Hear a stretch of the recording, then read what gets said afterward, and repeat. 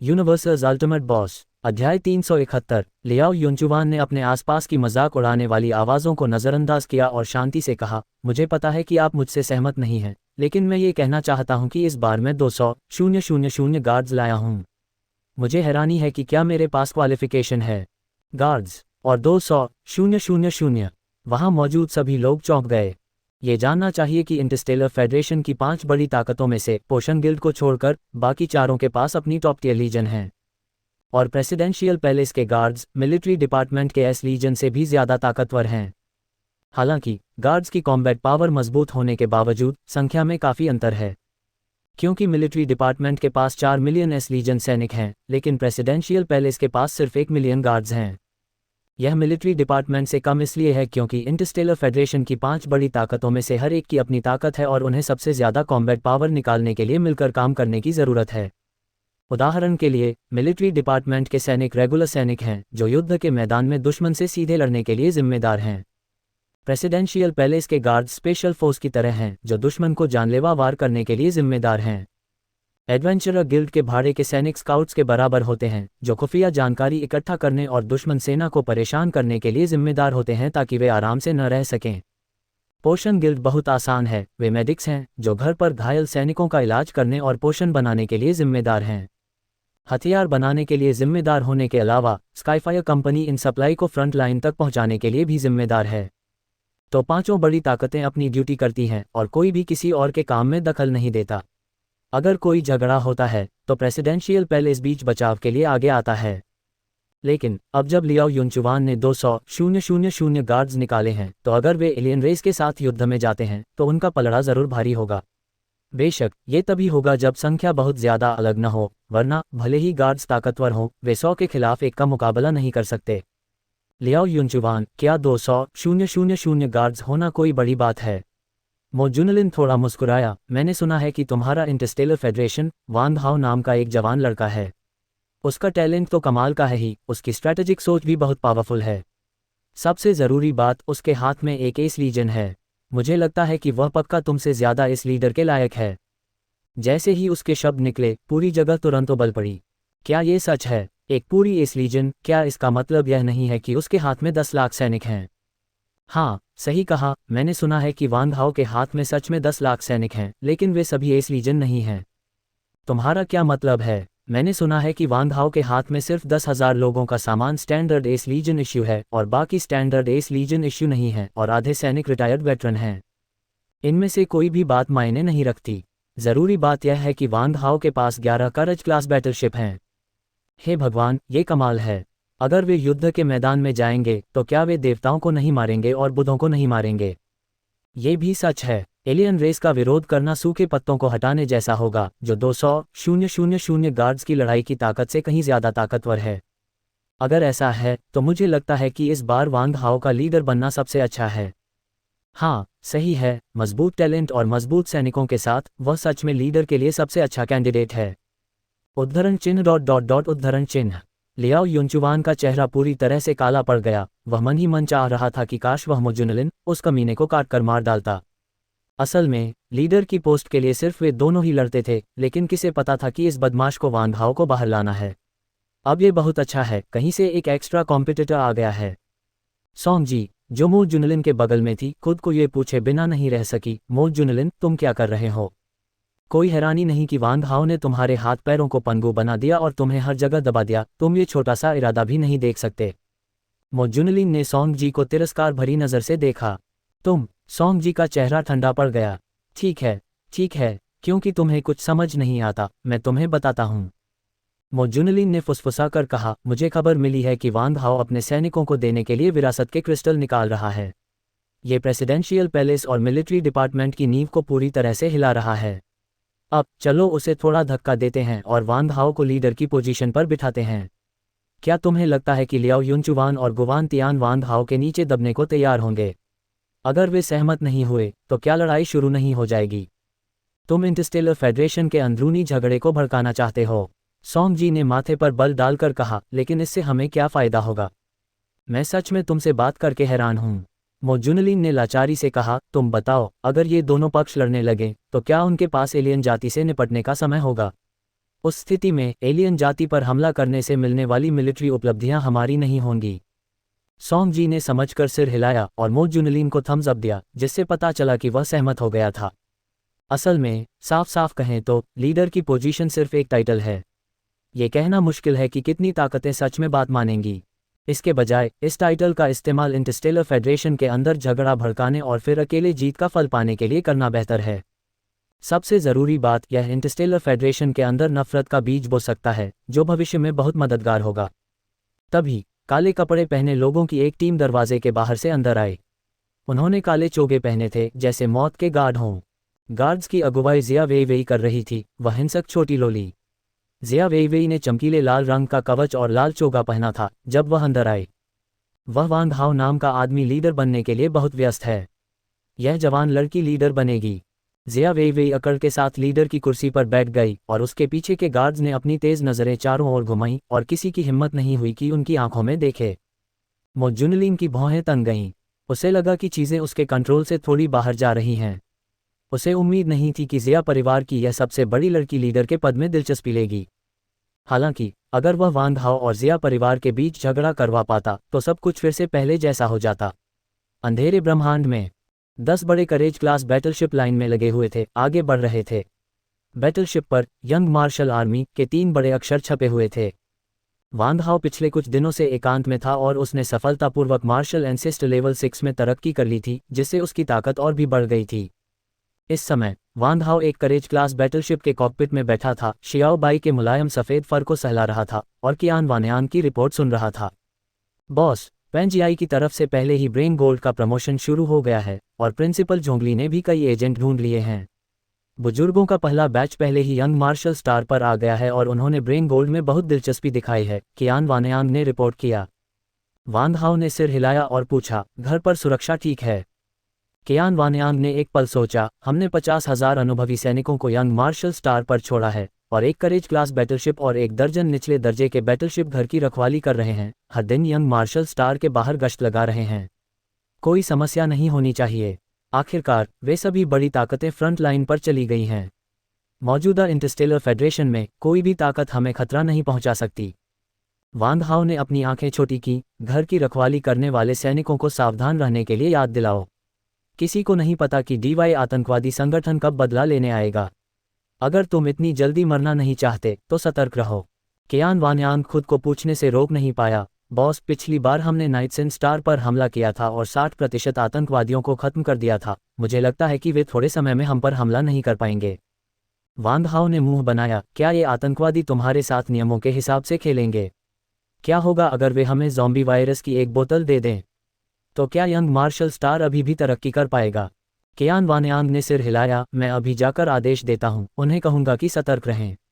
जैसे ही उन्हें कोई संदिग्ध व्यक्ति दिखे, उन्हें गिरफ्तार करके सख्ती से पूछताछ की जानी चाहिए। इसी समय चेन याओ पास आकर बोली, बॉस, हम पहले ही एलियन बॉर्डर पर पहुंच चुके हैं।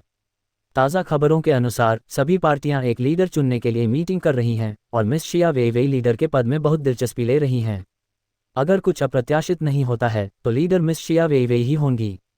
बहुत बड़े इनाम के लिए धन्यवाद। शियाओ शियाओ लीडर बनने वाली है। वांग हाओ हैरान रह गया, उसे बिल्कुल समझ नहीं आ रहा था कि यह हिंसक लोली अब क्या करने वाली है। हालांकि इस लड़की के पास अब शिया परिवार की एक प्राइवेट आर्मी है जो सबसे अच्छी आर्मी से भी ज़्यादा मजबूत है, इसलिए उसे उकसाने से बचना ही बेहतर है। वह इस हिंसक लोली से युद्ध करके गोला बारूद बर्बाद नहीं करना चाहता था।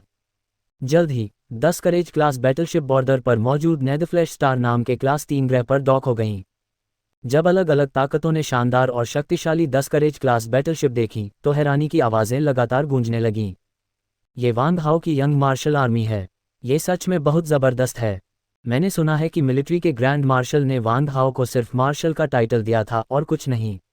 ये सब वांग हाओ ने खुद बनाया है। खुद बनाया? भाई, तुम मजाक तो नहीं कर रहे हो?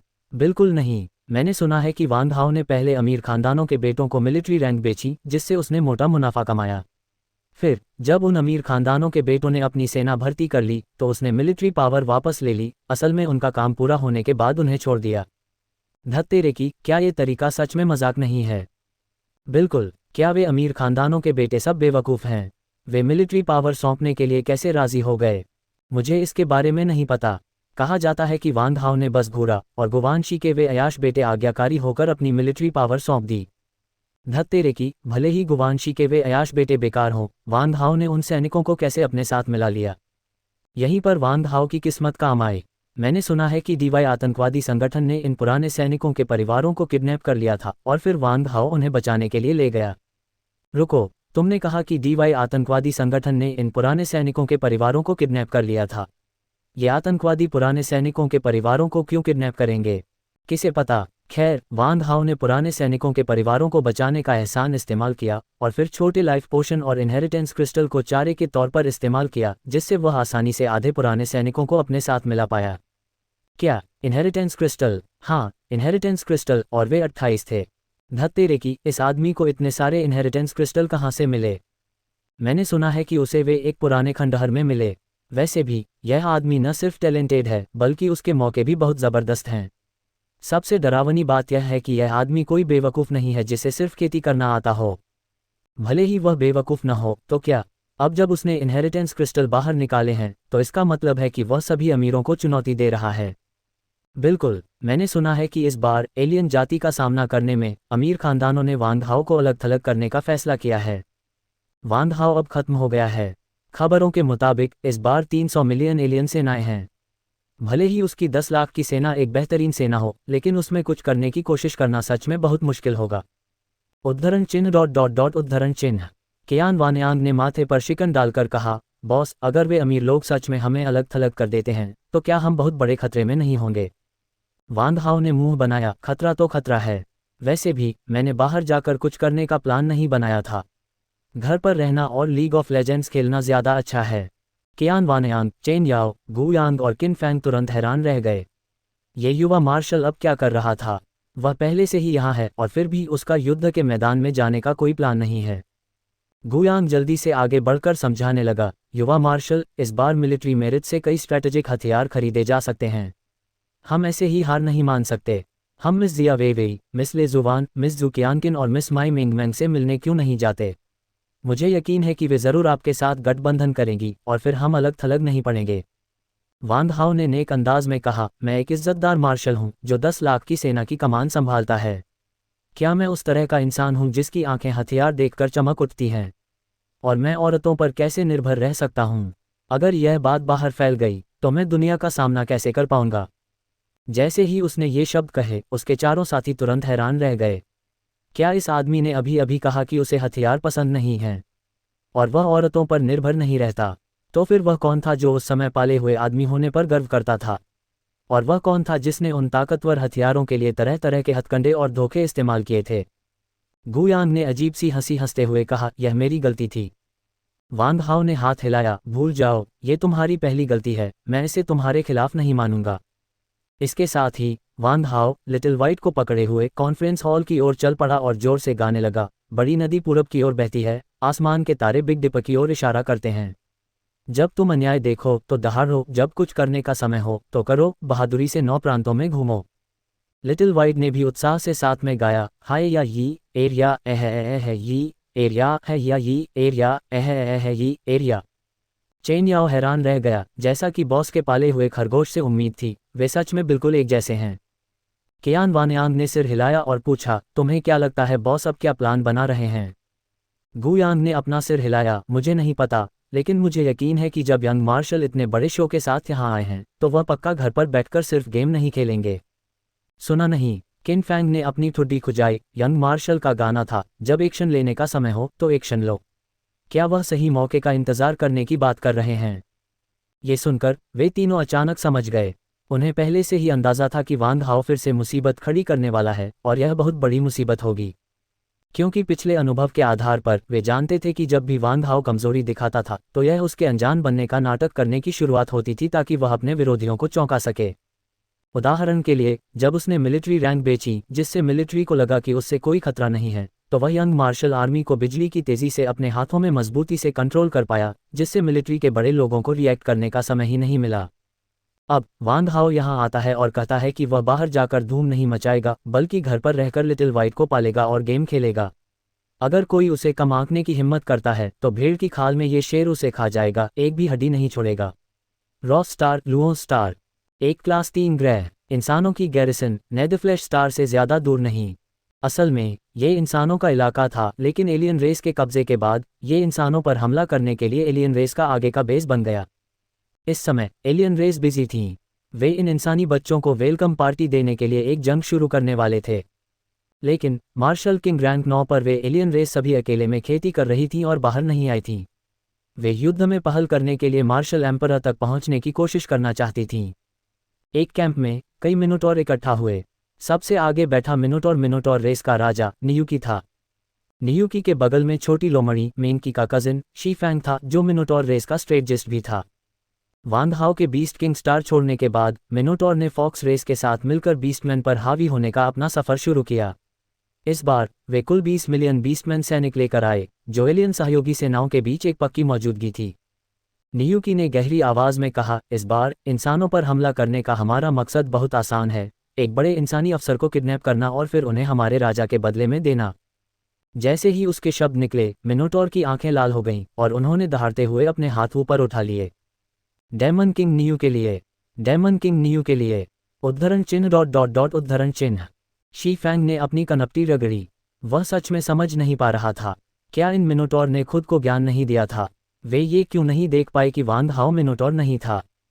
भूल जाओ, चाहे वह मिनोटॉर हो या नहीं, ये बच्चा भविष्य में कोई आम इंसान नहीं होगा। उसका पीछा करना निश्चित रूप से फायदेमंद होगा। अगर हम एलियन स्टार सिस्टम छोड़ सकते हैं तो हमारी फॉक्स रेस निश्चित रूप से उसका साथ देगी, शीफैंग ने धीरे से कहा। जब तक वे एलियन स्टार सिस्टम को छोड़ सकते थे, उन्हें इस बात की चिंता नहीं करनी पड़ती थी कि एक दिन उनका ग्रह डायमेंशनल स्पेस में समा जाएगा और उनकी फॉक्स रेस शांति से रह सकती थी। ये सोचकर शीफैंग ने अपना हाथ उठाया और मिनोटॉर्स के साथ चिल्लाया, डेमन किंग नियू के लिए। Pluto flash star conference room. Wanghao आराम से नूब को गोद में लेकर बैठा था, जबकि बाकी लोग इस बात पर जोरदार बहस कर रहे थे कि एलियन जाति पर कैसे जवाबी हमला किया जाए। अगर मुझसे पूछो तो हमें 3 तरफ से हमला करना चाहिए। इससे एलियन जाति जरूर हैरान रह जाएगी। 3 तरफ से हमला करने से हमारी सेना बहुत ज्यादा फैल जाएगी। 2 तरफ से हमला कैसा रहेगा? एक सामने से हमले के लिए और दूसरा बगल से हमला करने के लिए।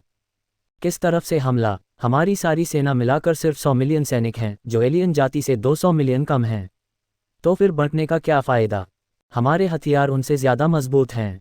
हम में से एक बिना किसी दिक्कत के उनके 5 लोगों से निपट सकता है। बकवास। एलियन जाति की टेक्नोलॉजी शायद कमज़ोर हो, लेकिन उनकी व्यक्तिगत लड़ने की ताकत इंसानों से ज़्यादा है। अगर आमने सामने की लड़ाई हुई तो हम पक्का हार जाएंगे। तो हम आमने सामने की लड़ाई नहीं लड़ेंगे, हम उन्हें अंतरिक्ष में ख़त्म कर देंगे। क्या तुम्हें लगता है कि एलियन जाति के सभी लोग बेवकूफ़ हैं? अगर तुम कहोगे कि हम अंतरिक्ष में लड़ेंगे, तो क्या वे बस अंतरिक्ष में लड़ने के लिए मान जाएंगे? तो हम उन ग्रहों को नष्ट कर देंगे जहां वे तैनात हैं और उन्हें पूरी तरह से ख़त्म कर देंगे। धत्तेरे की, क्या तुम बेवकूफ़ हो? वे हमारे इंसानों के ग्रह हैं। सिर्फ इसलिए कि एलियन जाति ने उन पर कब्जा कर लिया है, हम उन्हें नष्ट कर देंगे। अमीर आदमी, तुम ये ग्रह क्यों नहीं खरीद लेते और फिर हम तोपें ले जाकर उसे नष्ट कर देंगे। ओह खैर, मुझे लगता है कि खोए हुए इलाके को वापस पाने पर ध्यान देना बेहतर है। हमें ज़्यादा हद पार नहीं करनी चाहिए। बिल्कुल, ये ग्रह हमारा इंसानी इलाका है, हमें इसे वापस पाना होगा। जब तक बहुत ज़रूरी न हो, हमें इसे नष्ट नहीं करना चाहिए। उद्धरण चिन्ह ... उद्धरण चिन्ह। ज़ूकियानकिन ने वांगहाओ की आस्तीन खींची और उत्सुकता से पूछा, तुम आज इतने शांत क्यों हो? तुम्हें आमतौर पर इस तरह के मौके बहुत पसंद आते हैं। वांगहाओ ने आह भरी, मेरी छोटी प्यारी यीलिंग डार्क एल्वेस से बचाव के लिए गई है। वह यहाँ नहीं है, इसलिए मुझे चुपचाप रहना होगा और कोई मुसीबत खड़ी नहीं करनी होगी। क्या पता कोई मुझे पीट दे। जैसे ही उसने बात खत्म की, उसके पीछे खड़े चारों छोटे भाई पसीने से तर हो गए। ठीक बाहर उसने बड़े गर्व से कहा था कि वह किसी औरत पर भरोसा नहीं करेगा, लेकिन अगले ही पल वह यह इतनी खुलेआम कर रहा था। उसकी ईमानदारी कहाँ गई? क्या तुम सीरियस नहीं हो सकते? ज़ूकियानकिन ने अपनी कनपटियों को रगड़ा। वांगहाओ ने एक भान उठाए, रात में मैं एक शरीफ बदमाश जितना सीरियस होता हूँ। देखना चाहती हो? ज़ूकियानकिन ने आंखें घुमाईं और अपना सिर घुमा लिया, ये तय करते हुए कि अब इस बेशर्म बदमाश के साथ और परेशान नहीं होना है। इस समय कियान वानयांग ने वांगहाओ को खींचा, बॉस, उस आदमी को देखो, वह तुम्हें घूर रहा है। वांगहाओ ने अपना सिर घुमाया और देखा कि 25 साल का एक आदमी उसे शांति से देख रहा था, जैसे उसकी आंखों में कोई और नहीं था और कोई और आवाज़ नहीं थी, सिर्फ वांगहाओ था। यह आदमी गे तो नहीं है? वांगहाओ कांप गया। हालांकि उसे अपनी हैंडसमनेस पर भरोसा था, लेकिन वह इस आदमी से दूर ही रहना चाहता था। उसे ली युनयांग जैसा भारी टेस्ट नहीं था। जू कियानकिन फिर से पास आए और फुसफुसाया, यह आदमी हुआंग वेई है, याओटियन फेडरेशन के हुआंग परिवार से, जो इंटरस्टेलर फेडरेशन के जिया परिवार के बराबर है। इस समय पास में मौजूद लेजुवान भी पास आया और हंसा। मैंने सुना है कि यह हुआंग वेई जिया परिवार में शादी का प्रस्ताव लेकर गया था, लेकिन उसे जिया वेई के कुत्तों ने भगा दिया। कियान वानयांग और बाकी तीनों आह भरे बिना नहीं रह सके। जिया परिवार की दबंग छोटी राजकुमारी से यही उम्मीद थी, उसने सच में किसी को इज्जत नहीं दी। तो यह आदमी जिया वेई की वजह से मुझे ऐसे देख रहा है। वांग हाओ ने आंखें घुमाईं, फिर उत्सुकता से पूछा, और हाँ, ये याओटियन फेडरेशन का हुआंग परिवार किस तरह की चीज़ है? लेजुवान एक पल के लिए हैरान रह गया, फिर उसने कियान वानयांग और दूसरों की ओर देखा। तुम लोगों ने उसे यह नहीं बताया कि जिया परिवार क्या दिखाता है? कियान वानयांग और दूसरों ने एक दूसरे को देखा, फिर शर्माते हुए मुस्कुराए। हमें लगा कि बॉस ने हम में से किसी एक से पूछा होगा, लेकिन किसे पता था उसने किसी से नहीं पूछा था, इसलिए हम में से किसी ने कुछ नहीं कहा। मैं तुम लोगों से सच में हैरान हूँ। जू कियानकिन ने अपनी आंखें घुमाईं और समझाया, शिया परिवार और हुआंग परिवार का खास स्टेटस इसलिए है क्योंकि उनमें एडवांस्ड इंसानों का खून बहता है। जब तक वे कल्टीवेट करते हैं, वे कम से कम मार्शल सम्राट तक पहुंच सकते हैं। थोड़ी सी मेहनत से मार्शल सेंट बनना आसान है। अगर उनका टैलेंट और मजबूत है, तो वे निश्चित रूप से पुराने मॉन्स्टर्स के लेवल तक पहुंच सकते हैं। एडवांस्ड इंसान, वह क्या है? वांग हाओ ने उत्सुकता से पूछा। लेजुवान ने आगे समझाया, पुराने समय में इंसानी जाति बहुत शक्तिशाली थी, लेकिन किसी अनजान कारण से वे खत्म हो गए। जो इंसान पृथ्वी से निकले हैं, वे सिर्फ उनका एक हिस्सा हैं। कई दूसरे इंसान भी दूसरे स्टार सिस्टम में जिंदा बच गए, लेकिन उन्होंने पुरानी इंसानी जाति की कुछ विरासत को बनाए रखा। उनके बेसिक गुण हमसे कहीं ज्यादा मजबूत हैं, इसलिए हम उन्हें एडवांस्ड इंसान कहते हैं। तुम्हारा मतलब है, शिया परिवार और हुआंग परिवार उन एडवांस्ड इंसानों से संपर्क कर सकते हैं? वांग हाओ ने माथे पर शिकन के साथ पूछा। जू कियानकिन ने सिर हिलाया, वे सच में एडवांस्ड इंसानों से संपर्क कर सकते हैं। असल में वे एडवांस्ड इंसानों के चुने हुए दूत हैं, जिनका मकसद टैलेंटेड जीनियस को भर्ती करना है। जीनियस को भर्ती करना? वांग हाओ ने एक पल सोचा और पूछा, तो क्या तुमने स्टार डोमेन हेवनली पैलेस के बारे में सुना है? जू कियानकिन और लेजुवान की पुतलियां अचानक सिकुड़ गईं और उनकी सांसें थोड़ी तेज हो गईं। तुम्हें हेवनली पैलेस के बारे में कैसे पता? वांग हाओ ने माथे पर शिकन डाली, तुमने अभी तक हमारे सवाल का जवाब नहीं दिया है।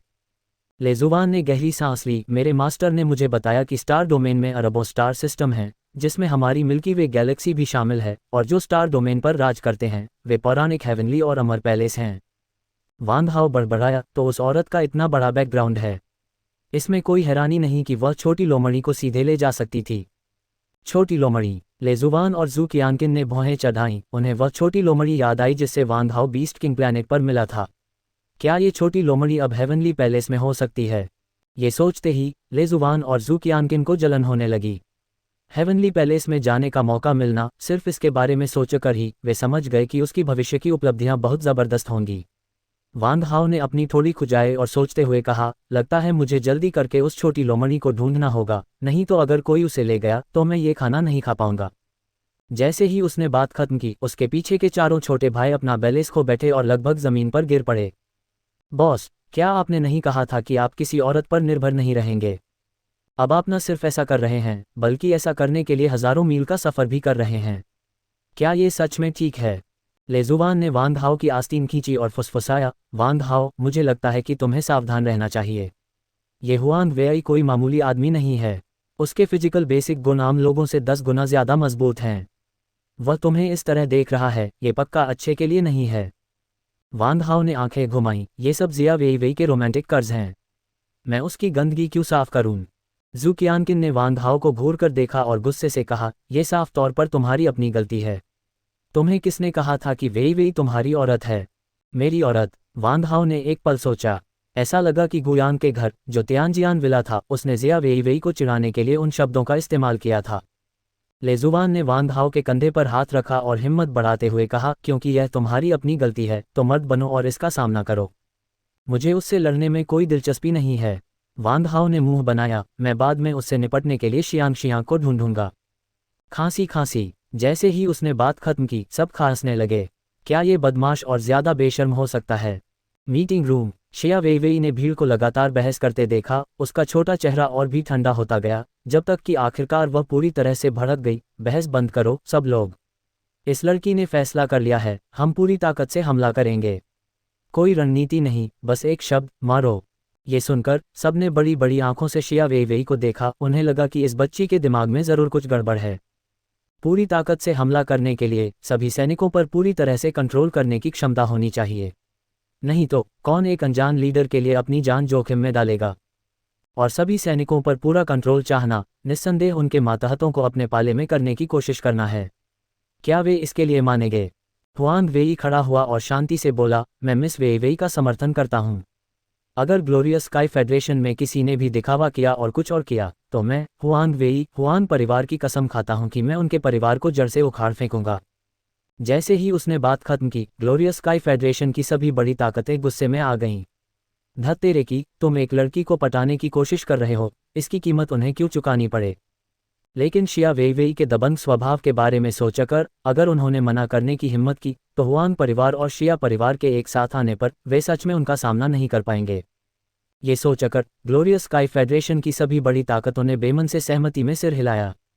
शिया वेइवेई के होंठों के कोने ऊपर उठे, जिससे उसके छोटे नुकीले दांत दिखे। उसने इंटरस्टेलर फेडरेशन की अलग अलग ताकतों की ओर देखा। तुम्हारा क्या? तुम्हें नहीं लगता कि इस लड़की को शिया परिवार की सेना को तुम्हारे घरों में घुमाने की जरूरत है ना? लियाओ युनचुवान ने लाचारी से सिर हिलाया। हमारा प्रेसिडेंशियल पैलेस मिस शिया वेइवेई के आदेशों का पालन करता है। गुवान तियान ने ठंडे, नाराज चेहरे से कहा, हमारी छठी लीजन भी मिस शिया वेइवेई के आदेशों का पालन करती है। लेहुआन ने अपना छोटा हाथ उठाया। एडवेंचर्स गिल्ड की ओर से मैं मिस शिया वेइवेई के आदेशों का पालन करती हूँ। जू कियानकिन ने सिर हिलाया और कहा, त्यानहुओ कंपनी की ओर से मैं भी मिस शिया वेइवेई के आदेशों का पालन करती हूँ। ये देखकर कि इंटरस्टेलर फेडरेशन की 5 बड़ी शक्तियों में से 4 ने अपना रुख जाहिर कर दिया था, बाकी सबकी नज़रें वान हाओ पर टिक गईं। हालांकि वान हाओ 1 लाख सैनिकों की सेना लेकर आया था और मिलिट्री डिपार्टमेंट का मार्शल था, लेकिन इस बार वह अल्केमिस्ट गिल्ड की तरफ से मीटिंग में आया था।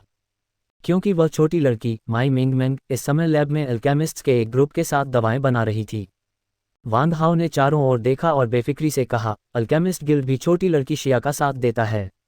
साथ ही मेरी यंग मार्शल की सेना अंडरवर्ल्ड फ्लैश स्टार की रक्षा के लिए यहीं रहेगी और सबके विजयी होकर लौटने का इंतजार करेगी।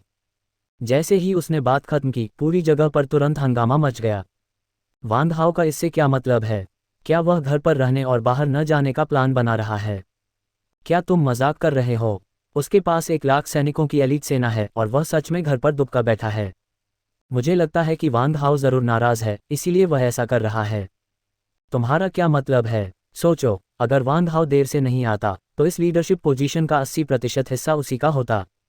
ये बात सही है, वान हाओ 1 लाख सैनिकों की सेना लेकर आया था, शायद अपना नाम कमाने के लिए, लेकिन कोई और पहले पहुंच गया। ऐसे में ये समझाना आसान है कि वान हाओ सेना क्यों नहीं भेज रहा है। लेकिन क्या मैंने यह नहीं सुना था कि वान हाओ और शिया वेइवेई का पल हैं? वह पहले की बात थी। देखो हुआंग वेई कैसे बिना किसी झिझक के शिया वेइवेई का साथ दे रहा है। वान हाओ को जरूर जलन हो रही होगी। ये सच है, वान हाओ का टैलेंट कितना भी मजबूत क्यों न हो, हुआंग वेई की तुलना में अभी भी बहुत बड़ा अंतर है। मैंने सुना है कि वान हाओ ने अकेले 300,000 सैनिकों से लड़ाई लड़ी और लड़ते लड़ते और मजबूत होता गया। वह हुआंग वेई से कैसे डर सकता है? ये सिर्फ ये दिखाता है कि वान हाओ का स्टैमिना मजबूत है, लेकिन अगर हुआंग वेई तेजी से हमला करे तो सच में उसके पास कोई मौका नहीं होगा। ये भी सच है। आखिर हुआंग वेई के बेसिक गुण आम लोगों से 10 गुना ज्यादा मजबूत हैं, वह एडवांस्ड इंसानी नस्ल का है। उद्धरण चिन्ह उद्धरण चिन्ह। शिया वेई गुस्से में वान हाओ के पास गई। अब एलियंस हम इंसानों को परेशान कर रहे हैं। तुम घर पर कैसे छिप सकते हो? क्या तुम मर्द भी हो? तुम्हारा लड़ने का तरीका तो बिल्कुल बेवकूफ़ी भरी स्ट्रैटेजी है। तुम मरना चाहते हो, लेकिन मुझे ऐसा कोई शौक नहीं है। वान हाओ ने होंठ सिकोड़े। और हाँ, मैं मर्द हूं या नहीं, तुम आज रात आकर ट्राई कर सकती हो। तुम। शिया वेई इतनी गुस्से में थी कि उछल कूद रही थी। वान हाओ ने शिया वेई की छाती को देखा और गंभीरता से कहा, कहते हैं कि अगर तुम्हारी छाती सपाट नहीं है तो तुम दुनिया को शांत कैसे कर सकती हो? अगर तुम्हारे स्तन बड़े नहीं हैं तो तुम लोगों का दिल कैसे जीत सकती हो? मुझे लगता है कि मुझे अभी जो कहा उसे वापस लेना चाहिए और तुमसे माफ़ी मांगनी चाहिए। तुम निश्चित रूप से दुनिया की उथल पुथल को शांत कर सकती हो और शांति बहाल कर सकती हो। पफ। जैसे ही उसने बात खत्म की, वहां मौजूद सभी लोग हंस पड़े। ये कमीना इतना घटिया कैसे हो सकता है? क्या शिया वेईवेई ने तुम्हें किसी तरह से उकसाया था? तुम्हें उसके बारे में ऐसा कहना ही था। हालांकि उसकी छाती सच में थोड़ी छोटी थी, लेकिन उसका चेहरा बहुत खूबसूरत था, दुनिया में एक दुर्लभ सुंदरता जिसने इन कमियों को पूरी तरह से ढक दिया था। फिर भी बहुत से लोग उसके पीछे पड़े थे। वांग हाओ, चुप रहो। हुआंग वेई आगे बढ़ा, उसका चेहरा अभी भी शांत था, लेकिन उसकी आंखों में एक ठंडी चमक थी। शिया वेईवेई ने गुस्से से हुआंग वेई को घूरा, तुम्हें चुप रहना चाहिए। मैं इस कमीने से बात कर रही हूँ, इससे तुम्हारा क्या लेना देना? वांग हाओ ने बार बार सिर हिलाया, आगे बढ़ा और शिया वेईवेई की पतली कमर पर हाथ रखा। हुआंग वेई को उकसाने वाली नज़र से देखा, बच्चे, मेरा और वेईवेई का रिश्ता ऐसा है जैसे पहाड़ों की कोई सीमा नहीं और आसमान और ज़मीन मिल गए हों। तुम हवा हो, मैं रेत हूँ। तुम्हारे कुछ शब्दों से हम कैसे हिल सकते हैं? लेजुवान और जू कियानकिन ने अपनी कनपटियों को रगड़ा, उन्हें जिया वेईवेई पर तरस आ रहा था। वह ऐसे बदमाश के साथ कैसे फंस गई? तुम्हें पता है, जिया वेईवेई एक दबंग छोटी लोली है जो जिससे भी मिलती है उसे जवाब देती है, लेकिन जब वह इस बिगड़े हुए बदमाश वांग हाओ से मिली तो वह तुरंत शांत हो गई, उसे पलटकर जवाब देने का मौका भी नहीं मिला। बिगड़े हुए बदमाश, मुझे छोड़ दो। जिया वेईवेई इतनी गुस्से में थी कि उसने वांग हाओ के हाथ पर थप्पड़ मारा और गुस्से में बोली, वांग हाओ, मैं तुमसे कह रही हूँ, अगर तुमने इस बार घर पर रुकने की हिम्मत की तो मैं तुम पर भाग जाने का आरोप लगा दूंगी। अरे वाह, छोटी लड़की जिया, कुछ दिनों तक न देखने के बाद तुम और भी काबिल हो गई हो, है ना? वांग हाओ ने दोनों हाथ आगे बढ़ाए और जिया वेईवेई के छोटे से चेहरे को जोर से पकड़ा। दर्द हो रहा है, जल्दी छोड़ो। जिया वेईवेई का छोटा सा चेहरा बिगड़ गया था और उसने वहीं जमीन पर पैर पटके। उन्हें इतना करीब देखकर हुआंग वेई की आंखों में एक तेज चमक आए, रुको। अगर मैं नहीं रुका तो तुम मेरा क्या कर लोगे? वांग हाओ ने होंठ सिकोड़े, हुआंग वेई को पूरी तरह नजरअंदाज करते हुए। जब तुम नहीं रुकोगे तो मुझे बदतमीजी करने के लिए दोष मत देना। हुआंग वेई एक कदम आगे बढ़ा और उसके चारों ओर की हिंसक आभा तुरंत फूट पड़ी। भाई, हर चीज में पहले आओ पहले पाओ होता है। वांग हाओ और मेरी पहले से दुश्मनी है, इसलिए पहले बदतमीजी करने वाला मैं होना चाहिए। ये सुनकर सबने अपना सिर घुमाया और ली यूनयान को सफ़ेद कपड़े पहने दरवाजे से शान से अंदर आते देखा। उसके बगल में एक खूबसूरत और आकर्षक औरत थी जो ट्रांसवेस्टाइट कुकला थी, जिसने अपना नाम बदलकर कुला रख लिया था। वांग हाओ खुद को चिढ़ाने से रोक नहीं पाया। वे कहते हैं कि भाई यूनयान में बहादुरी की भावना भरी है और उन्हें लीग से हटकर काम करना पसंद है। आज उन्हें देखकर ये सच में उनकी इज्जत के लायक है। वांग हाओ, बकवास बंद करो, जल्दी अपनी तलवार निकालो। ली यूनयान ने गुस्से से कहा, अब मैंने एक नेचुरल फुटवर्क सीख लिया है और इस बार मैं तुम्हें पक्का हरा दूंगा। क्या ऐसा है? वांग हाओ ने अपनी भौहें उठाईं। असल में कुछ मामलों में भाई यूनयान सच में सबसे अलग हैं। मैंने तो बहुत पहले ही हार मान ली है। कियान वानयांग और चेन याओ ने अपनी आंखें घुमाईं। उनका बॉस सच में बेशर्म था। ली यूनयान को इतना बुरा धोखा देने के बाद भी उसमें यहाँ ताने मारने की हिम्मत थी। हालांकि वे दोनों भी अपने दिल में बहुत उत्साहित थे, ये सोचकर कि क्या वांग हाओ बाद में कुकला की पहचान बताएगा। और ली यूनयान को कुकला की पहचान पता चलने के बाद क्या वह इतना गुस्सा होगा कि लीटर भर खून थूक देगा, या वह प्यार के लिए पूरी तरह से झुक जाएगा। ये सच में देखने लायक होगा। मुझे परवाह नहीं कि कौन सबसे अलग है या कौन किसे हराता है। अगर आज किसी ने मेरे आदेशों का उल्लंघन करने की हिम्मत की तो मैं उसे पछताने पर मजबूर कर दूंगा। शिया वेईवेई ने अपना गाल रगड़ा, जिसे वांग हाओ ने दबाकर लाल कर दिया था, और फूले हुए गालों के साथ वांग हाओ को घूरा। वांग हाओ ने चारों ओर देखा, हंसते हुए, लगता है आज काफी लोग मुझसे पंगा लेने आए हैं, है ना? वांग हाओ, ये तुम्हारी अपनी गलती है कि तुम हमेशा की तरह बेशर्म हो। ली यूनयांग ने नफरत भरी नज़र से कहा। वांग हाओ ने ली यूनयांग की ओर हाथ जोड़े, मेरी इतनी हिम्मत नहीं। मैं भाई यूनयांग के गुलदाउदी के प्रति लगातार प्यार की बराबरी कैसे कर सकता हूँ? कुकला ने वांग हाओ को गिड़गिड़ाती हुई नज़र से देखा, यह इशारा करते हुए कि उसे एक आदमी के तौर पर अपनी सीक्रेट पहचान जाहिर नहीं करनी चाहिए। वांग हाओ कांप गया। हे भगवान, वह सच में प्यार में था। उसी समय वांग हाओ के दिल में छोटा शैतान जाग गया। प्यार जितना गहरा होगा, ली यूनयान को बाद में उतना ही ज्यादा दर्द होगा, और उस मामले में इनाम निश्चित रूप से बहुत ज्यादा मिलेंगे। ये सोचकर वांग हाओ ने कुकला को बेनकाब न करने का फैसला किया और ली यूनयान को एक सच में यादगार प्रेम कहानी जीने दी, इसे एक इन्वेस्टमेंट के तौर पर मानते हुए। इस समय गुवान तियान बाहर आया और ठंडे लहजे में बोला, वांग हाओ, एस्ट्रोनॉमिकल जेड जल्दी से दे दो, वरना मुझे बदतमीजी करने के लिए दोष मत देना। वांग हाओ के कंधे पर बैठा छोटा सफ़ेद खरगोश एक पल के लिए चौंक गया। उसने जल्दी से अपने गले में लटका हुआ एस्ट्रोनॉमिकल जेड हार अपने डायमेंशनल स्पेस में रख लिया, फिर मासूमियत से अपनी आंखें झपकाईं। इस छोटे खरगोश के पास कोई एस्ट्रोनॉमिकल जेड नहीं है। वांग हाओ ने बार बार सिर हिलाकर उसका साथ दिया। हमारा छोटा सफ़ेद खरगोश स्वाभाविक रूप से प्यारा है और उसे सजावट के लिए किसी एस्ट्रोनॉमिकल ज़ैड की बिल्कुल ज़रूरत नहीं है। जैसे ही उसने बात खत्म की, सबके दिलों में एक साथ हे भगवान की आवाज़ आई। यह इंसान और यह खरगोश कितने बेशर्म थे। वे पूरी तरह से आंखें खोलकर बकवास कर रहे थे, है ना? वांग हाओ, मेरे पास तुम्हारी बकवास सुनने का समय नहीं है। आज तुम इसे दोगे या नहीं, मुझे बदतमीजी करने के लिए दोष मत देना। गुवान तियान की आंखों में एक ठंडी चमक कौंधी। असल में उसने सोचा था कि जब तक वह शार्प लाइट ग्रेट स्वॉर्ड वापस ले आएगा, वह धीरे धीरे वांग हाओ से एस्ट्रोनॉमिकल ज़ैड मांग सकता है। लेकिन किसे पता था कि शार्प लाइट गुवान परिवार के गेट में घुसने से पहले ही गायब हो गई।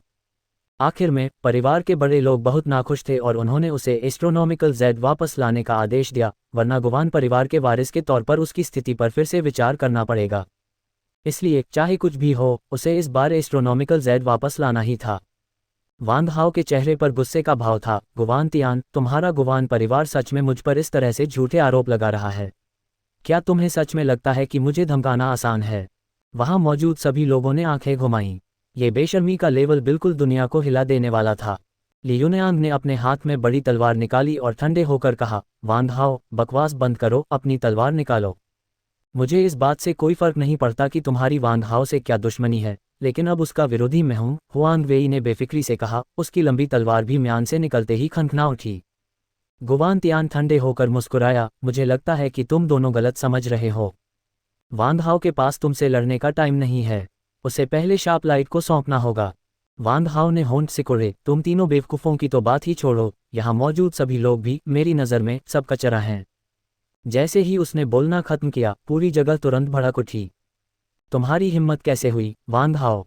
तुम्हारी हिम्मत कैसे हुई हमें इस तरह नीचा दिखाने की? सब लोग अपने हथियार उठाओ और इस आदमी को काट डालो।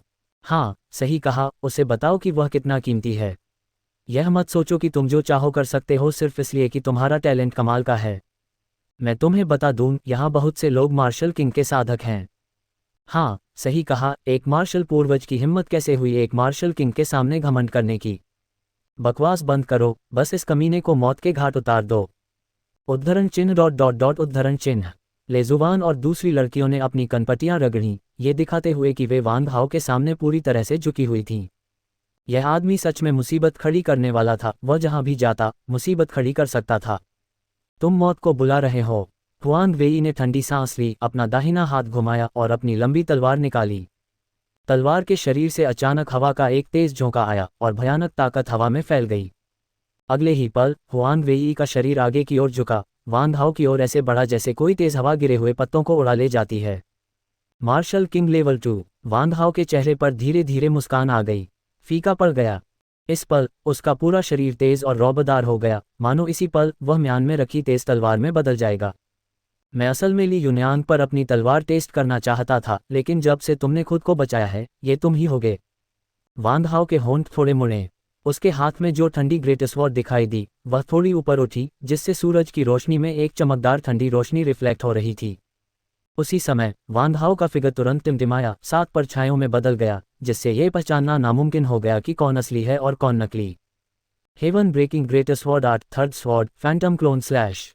वूश फुस। तुरंत तलवार की रोशनी की धारियां हवा को चीरती हुई दिखाई दी और 7 आकृतियां तेजी से हुआंग वेई की ओर दौड़ीं। हुआंग वेई का चेहरा ठंडा था जब उसने एक वांग हाओ को तलवार से छेद दिया, लेकिन अगले ही सेकंड में हुआंग वेई के हाव भाव एकदम बदल गए। उसने देखा कि उसकी तलवार आसानी से वांग हाओ को छेद गई, लेकिन खून नहीं निकला। अच्छा नहीं, यह नकली है। हुआंग वेई ने हिचकिचाने की हिम्मत नहीं की और अपनी ओर आ रहे दूसरे वांग हाओ पर हमला कर दिया। लेकिन जैसे ही हुआंग वेई बचाव कर रहा था, जिस वांग हाओ को उसने छेदा था, उसके होठों पर एक अजीब सी मुस्कान थी। फिर उसने तलवार की मूठ को कसकर पकड़ लिया और धीरे धीरे उसके पेट की ओर वार किया। नहीं, यह असली है। हुआंग वेई के हाव भाव फिर बदल गए और वह इस तलवार को रोकने के लिए मुड़ा। क्लैंग। अचानक तलवार की एक तीखी आवाज आए, लंबी और पियर्सिंग।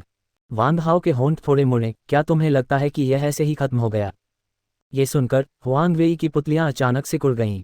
उसे लगा कि वांग हाओ फिर से पकड़ से बाहर हो गया है, और उसी समय उसके पीछे एक ऐसा संकट पैदा हो गया जो पहले कभी नहीं हुआ। पुची। अगले ही सेकंड सिर्फ खून के छींटे पड़ने की आवाज़ सुनाई दी। हुआंग वेई के मुंह के कोने की मांसपेशियां थोड़ी फड़कीं। उसकी बांह पर हड्डी तक गहरा घाव हो गया था और खून लगातार बह रहा था। ये सब पलक झपकते ही हो गया। जब तक सबने रिएक्ट किया, उन्होंने देखा कि वांग हाओ हुआंग वेई को शरारती अंदाज में देख रहा था। कुछ ही देर में पूरी जगह पर हंगामा मच गया। असंभव, हुआंग वेई सच में वांग हाओ से घायल हो गया। मैं जरूर सपना देख रहा हूँ। एक मार्शल एंसेस्टर लेवल 6 और एक मार्शल किंग लेवल 2, वे तो एक ही लेवल के भी नहीं हैं। सबसे डरावनी बात यह है कि हुआंग वेई के बेसिक गुण हमसे ज्यादा मजबूत हैं, फिर भी वांग हाओ ने उसे अलग लेवल पर चुनौती दी। इस वांग हाओ की लड़ने की ताकत कितनी मजबूत है। हुआंग वेई भी उसका मुकाबला क्यों नहीं कर पा रहा। मुझे सच में इसके बारे में नहीं पता। मुझे बस इतना पता है कि वांग हाओ बहुत मजबूत है, लेकिन वांग हाओ के पूरी ताकत से लड़ने का कोई रिकॉर्ड नहीं है। हाँ, ये वांग हाओ इंटरस्टेलर फेडरेशन में युवा पीढ़ी के बीच पहले ही राज कर चुका है। कोई भी उसे अपनी पूरी ताकत लगाने के लिए मजबूर नहीं कर सकता। सिर्फ इंटरस्टेलर फेडरेशन ही नहीं, वह असल में पूरी इंसान जाति की युवा पीढ़ी के बीच राज कर रहा है। भविष्य में इस आदमी से कम पंगा लेना ही बेहतर है, वरना तुम्हारी जिंदगी अच्छी नहीं रहेगी। ये बात सही है। वांग हाओ न सिर्फ ताकतवर है, बल्कि उसका व्यक्तित्व भी इतना बेशर्म है कि उसके कोई दोस्त नहीं हैं। उससे कम पंगा लेना ही बेहतर है। तो क्या ये है पौराणिक उन्नत इंसान जाति? मुझे नहीं लगता कि इसमें कोई बड़ी बात है, वांग हाओ ने ताना मारा। तुम, हुआंग वेई की आंखों में मारने की इच्छा दिखी और उसने मन ही मन कसम खाई कि वह इस वांग हाओ को जरूर मारेगा। लगता है तुम सच में मुझे मारना चाहते हो। वांग हाओ शरारती अंदाज में मुस्कुराया और धीरे से बोला, फट जाओ। हुआंग वेई दर्द से चिल्लाया क्योंकि उसकी बांह अचानक फट गई और बहुत ज्यादा खून बहने लगा। यंग मास्टर, कई गार्ड हुआंग वेई की मदद के लिए आगे बढ़े। ली युनयान की पलकें फड़की और वांग हाओ से लड़ने की इच्छा तुरंत खत्म हो गई। उसने सोचा था कि जब तक वह स्वाभाविक रूप से बहने वाले फुटवर्क और टायरेंट स्ट्रेंथ का मुकाबला करने का तरीका सीख लेगा, वह वांग हाओ से मुकाबला कर पाएगा। लेकिन जब वह बेहतर हो रहा था, तो वांग हाओ भी बेहतर हो रहा था और उसकी तरक्की तो और भी ज्यादा अजीब थी, खासकर 7 परछाइयां, जो ऐसी चालें थीं जो उसने पहले कभी नहीं देखी थीं। अगर अभी वह वांग हाओ का सामना करता, तो शायद वह एक भी चाल नहीं झेल पाता और पूरी तरह हार जाता। ये सोचकर ली युनयान के माथे पर ठंडा पसीना आ गया। उसे लगा कि वह हाल ही में थोड़ा लापरवाह हो गया है और उसे और ज्यादा मेहनत करनी चाहिए। कुकला को शायद ली युनयान का मूड समझ में आ गया। उसने अपना छोटा हाथ बढ़ाया और ली युनयान का हाथ कसकर पकड़ लिया, उसे हिम्मत देने वाली नज़र से देखा। इस पल ली युनयान को सूरज की गर्म किरणें महसूस हुईं। उसने सच्चे दिल से भगवान का शुक्रिया अदा किया कि जब उसकी जिंदगी में बुरा दौर आया, तो उसे यह समझने वाली औरत मिली। खासकर जब कुकला को ग्लोरियस स्काई फेडरेशन में उसके साथ हुई मुश्किलों के बारे में पता चला, तब भी उसने उसे नहीं छोड़ा, बल्कि उसे बताया कि वह ऐसी बातें मान सकती है। जब भी वह इस बारे में सोचता, ली युनयान को इस छोटी औरत के लिए और भी ज्यादा प्यार महसूस होता और उसने कसम खाई कि वह उसे सबसे खुशहाल जिंदगी देगा। बच्चे, अभी तो तुम बहुत घमंडी थे, वांग हाओ इतराते हुए बोला। अब तुम 3 पैरों वाले मेढक कैसे बन गए? हुआंग वेई का चेहरा ठंडा था और वह कुछ नहीं बोला, लेकिन वांग हाओ की डरावनी लड़ने की ताकत से उसका दिल डर गया था। ये जानना जरूरी था कि उसके बेसिक गुण एक आम इंसान से 10 गुना ज्यादा थे। इसके अलावा उसकी साधना मार्शल किंग लेवल 2 तक पहुंच गई थी, जो वांग हाओ से 6 लेवल ऊपर था, और उसने एक बड़ा दायरा भी पार कर लिया था। लेकिन आखिर में वह सिर्फ एक मुकाबले में हार गया। इतना फर्क कौन मान सकता है? तभी एक सैनिक दौड़कर आया, बुरी खबर, एलियंस ने हमला कर दिया है। ये सुनकर वहां मौजूद सभी लोग चौंक गए और जल्दी से अपने स्मार्ट ब्रेसलेट खोलकर पूरी सेना को इकट्ठा होने का ऑर्डर दिया। जिया वेई ने अपना हाथ उठाया और चिल्लाई, सब लोग घबराओ मत। ये लड़की सबसे पहले एलियंस का विरोध करने के लिए जिया फैमिली आर्मी को लीड करेगी। जब तुम पूरी सेना इकट्ठा कर लो, तो तुरंत सपोर्ट के लिए आना। ये कहकर जिया वेई ने अपने पीछे काले कपड़े पहने गार्ड्स पर उंगलियां चटकाईं और ग्रुप जल्दी से बाहर निकल गया। इसके तुरंत बाद 5 बड़े करेज क्लास बैटलशिप आसमान में उड़ गए, अंधेरे यूनिवर्स की ओर तेजी से। वांग हाओ ने ऊपर देखा, 5 करेज क्लास बैटलशिप को देखते हुए, और बुदबुदाया, यह जिया परिवार सच में कमाल का है। सिर्फ एक परिवार इतने सारे प्राइवेट सैनिक इकट्ठा कर सकता है, और उनकी कॉम्बैट पावर इक्का सेना से भी ज्यादा मजबूत है। जू कियानकिन ने वांग हाओ की तरफ देखा और धीरे से कहा, जो तुमने देखा वह जिया परिवार की प्राइवेट सेना का सिर्फ आधा है। उनके पास कुल 10 लाख लोग हैं और उनकी कॉम्बैट पावर ऐसी है जिसका मुकाबला प्रेसिडेंट की सिक्योरिटी फोर्स भी नहीं कर सकती। इतना मजबूत? वांग हाओ हैरान दिखे। लेजुवान ने सिर हिलाया और समझाया, जिया परिवार ने एक मजबूत करने वाली दवा में महारत हासिल कर ली है। वे किसी इंसान के बेसिक गुणों को कई गुना बढ़ा सकते हैं। यह जिया परिवार की प्राइवेट सेना की राजधानी भी है, जो इंटरस्टेलर फेडरेशन पर हावी है। वांग हाओ ने मुंह बनाया, अगर ऐसा है तो मेरी यंग मार्शल की सेना की भविष्य की कॉम्बैट पावर निश्चित रूप से उनसे ज़्यादा मजबूत होगी। लेजुवान और जू कियानकिन ने एक दूसरे को देखा, दोनों ने एक दूसरे की आंखों में हैरानी देखी। वांग हाओ का क्या मतलब था? क्या ऐसा हो सकता है कि उसने कोई ऐसा पोशन बनाया हो जिससे किसी इंसान के बेसिक गुण बढ़ सकें? अगर सच में ऐसा होता तो यह आर्मी कितनी मजबूत होती जब यंग मार्शल की आर्मी के सैनिक मिलिट्री मेरिट का इस्तेमाल विरासत के क्रिस्टल के बदले करते। बस बात यह है कि वे रईस लॉर्ड्स, क्या वे वांग हाओ को ऐसे ही रहने देंगे? कियान वानयांग वांग हाओ के पास आया और पूछा, बॉस अब हमें क्या करना चाहिए? वांग हाओ ने अपनी ठुड्डी खुजाई, चलो पहले जाकर देखते हैं। सच कहूं तो मैंने अभी तक नहीं देखा है कि यह इंटरस्टेलर वॉर कैसा होता है। कियान वानयांग ने सिर हिलाया, मुड़ा और ऑर्डर देने के लिए नीचे गया। इसी समय लिंग जियाओ बाहर से जल्दी से अंदर आया, जूनियर ब्रदर तुम ठीक हो? वांग हाओ ने आंखें घुमाईं, सीनियर ब्रदर क्या आप मुझे शुभकामनाएं नहीं दे सकते? क्या आप हर बार मिलने पर यह पूछना बंद कर सकते हैं कि मैं ठीक हूं या नहीं? मेरे पास आपसे बहस करने का टाइम नहीं है, इस बार यह सच में कुछ ज़रूरी बात है। लिंग जियाओ ने वांग हाओ के कान में फुसफुसाया, मेरे पापा ने मुझे तुमसे ये कहने के लिए कहा था कि तुम्हें हाल ही में सावधान रहना होगा। प्रेसिडेंट पहले से ही तुम्हें मारने का इरादा रखते हैं और वे तुम्हें मारने के लिए एलियंस के हाथों का इस्तेमाल करने का प्लान बना रहे हैं। वांग हाओ की आंखों में एक ठंडी रोशनी चमकी और वह ठंडी मुस्कान के साथ बोला, तुम किसी को मारने के लिए चाकू उधार लेना चाहते हो? यह इस बात पर निर्भर करता है कि तुम में काबिलियत है या नहीं। बिल्कुल लापरवाही मत करना, लिंग जियाओ ने कहा। इस बार प्रेसिडेंट भविष्य की परेशानियों को खत्म करने के लिए खास तौर पर लियाओ युनचुवान को 200,000 गार्ड्स के साथ लाए हैं। अगर वे सच में तुम्हारी यंग मार्शल आर्मी से लड़ते हैं तो यह शायद तुम्हारी तरफ के लिए बहुत रिस्की होगा। वांग हाओ ने सिर हिलाया, ये दिखाते हुए कि वह समझ गया है। अभी उसकी यंग मार्शल आर्मी के सिर्फ 10,000 लोग ही इस आर्मी के बराबर हैं। बाकी 990,000 इक्विपमेंट और दूसरी वजहों से अपनी कॉम्बैट पावर को बेहतर नहीं कर पाए हैं। और गार्ड्स की कॉम्बैट पावर असल में इस आर्मी से ज़्यादा मजबूत है। एक बार जब वे लड़ना शुरू कर देते हैं तो एक आदमी के लिए 5 का सामना करना नामुमकिन नहीं है। बेशक ये सिर्फ क्लोज कॉम्बैट का नतीजा है। अगर यह एक इंटरस्टेलर वॉर है तो उसके हाथ में 10 करेज क्लास बैटलशिप इन सभी टर्टल ग्रैंडसन को ज़रूर मौत के बाद भेज पाएंगी। लेजुवान ने हैरानी से पूछा, वांग हाओ ब्रदर लिंग तुम ठीक हो? वांग हाओ ने नाराजगी से सिर हिलाया, लेजुवान डार्लिंग कोई तुम्हारे पति को पीटना चाहता है, तुम्हें क्या लगता है मुझे क्या करना चाहिए? लेजुवान ने आंखें घुमाईं और गंभीरता से कहा, तो मैं तुम्हें मारने वाले कातिल को जरूर ढूंढूंगा और उन्हें एक बैनर भेजूंगा जिस पर सच्चा हीरो जो लोगों के लिए नुकसान को खत्म करता है लिखा होगा। हे जैसे ही शब्द निकले जू कियानकिन ने अपना मुंह ढक लिया और हंसने लगी। हंसते हंसते वह चुप भी गई। लेजुवान ने वांग हाओ की तरफ देखा, फिर जू कियानकिन के साथ चली गई। उसका यहाँ रुककर इस बिगड़े हुए आदमी को बिगड़े हुए की तरह काम करते देखने का कोई प्लान नहीं था। हे भगवान! वांग हाओ लेजुवान की पीछे हत्ती पीठ को खाली आंखों से देखता रहा। उसे सच में यकीन नहीं हो रहा था कि ये शब्द असल में लेजुवान के मुंह से निकले थे। इससे उसे बहुत दुख हुआ। लिंग जियाओ ने मुस्कुराते हुए पूछा, जूनियर ब्रदर आपके आसपास इतनी सारी सुंदरियां हैं, आप आखिर में किस पर दांव लगाने का प्लान बना रहे हैं? वांग हाओ ने लिंग जियाओ की तरफ देखा, सम्राट को चिंता नहीं है लेकिन हिजड़े को है। लिंग जियाओ का चेहरा पूरी तरह से काला पड़ गया। क्या इस बदमाश को बात करनी आती है? क्या तुम अपने सीनियर ब्रदर से ऐसे बात करते हो? इसी समय कियान वानयांग वापस आया, बॉस यंग मार्शल की आर्मी जाने के लिए तैयार है और कभी भी निकल सकती है। वांग हाओ ने सिर हिलाया और ग्रुप मुड़ा और करेज क्लास बैटलशिप की तरफ चल दिया। वांग हाओ को जाते देख हुआंग वेई ने भौहें चढ़ाईं, अपने बगल में खड़े एक गार्ड के कान में कुछ फुसफुसाया और फिर अपनी चोटों का इलाज करने के लिए मुड़ा। और यह गार्ड एक छोटा स्पेसशिप लेकर आसमान में उड़ गया। उसी समय प्लेनेट डार्क फ्लैश पर बैटलशिप एक के बाद एक आसमान में उड़ते हुए अंधेरे यूनिवर्स की ओर दौड़े। अंधेरे यूनिवर्स में अनगिनत स्पेसक्राफ्ट इकट्ठा हुए, जिनमें बड़े बैटलशिप, छोटे स्पेसक्राफ्ट और अलग अलग मेच शामिल थे।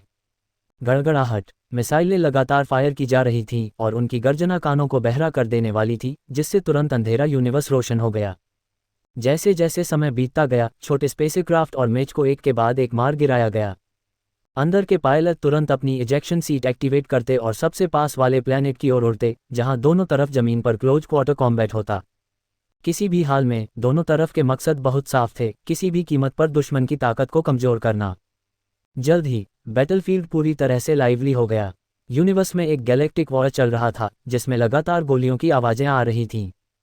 पास के प्लेनेट पर हर जगह जिंदा सैनिक थे और दोनों तरफ के सैनिकों ने हिम्मत और ताकत मिलाकर क्लोज क्वार्टर कॉम्बैट के लिए सैनिकों को ऑर्गेनाइज किया। वांग हाओ करेज बैटलशिप के कॉकपिट में बैठे थे, फ्रंट लाइन से भेजे गए सैकड़ों वीडियो देख रहे थे। उनका एक्सप्रेशन बहुत शांत था। बॉस, दोनों तरफ से लड़ाई के लिए कुल 200 मिलियन सैनिक भेजे गए हैं और अब 8 घंटे हो गए हैं। क्या हमें कोई कदम नहीं उठाना चाहिए? कियान वानयांग ने पूछा। वांग हाओ ने जवाब दिया, क्या हमारे पास बहुत सारे फंड हैं? कियान वानयांग ने अपना सिर हिलाया। प्रिंसिपल जोंगली की तरफ ने अभी शुरुआत की है और अभी तक पैसा कमाना शुरू नहीं किया है, इसलिए फंड ज्यादा नहीं हैं। वांग हाओ ने फिर पूछा, क्या दूसरी तरफ के एलियन बहुत अमीर हैं? कियान वानयांग अपना सिर हिलाते रहे। एलियन गैलेक्सी के पास लिमिटेड रिसोर्स हैं, नहीं तो उन्हें इंसानों द्वारा लगातार दबाया नहीं जाता। और एलियन ने इस समय हम पर हमला करने का फैसला सिर्फ इसलिए किया क्योंकि वे रिसोर्स लूटना चाहते हैं। वांग हाओ ने मुंह बनाया, जब कोई पैसा नहीं है तो हम उनसे क्यों लड़ें? वैसे भी तुम्हारा बॉस अभी बहुत गरीब है, पूरी तरह से कंगाल है। लिंग शियाओ, जो उसके बगल में था, हैरान रह गया। उसने देखा कि वह सच में वांग हाओ की बातों से सहमत हो गया था। ऐसा लगा कि उसने जो कहा उसमें बहुत ज्यादा समझदारी थी। किन फैंग ने माथे पर बल डालकर कहा, लेकिन यंग मार्शल, क्या हम बस अपने साथियों को लड़ते हुए देखेंगे और खुद कुछ नहीं करेंगे? वांग हाओ ने सिर हिलाया, मुझे लगता है कि यह काफी अच्छा है।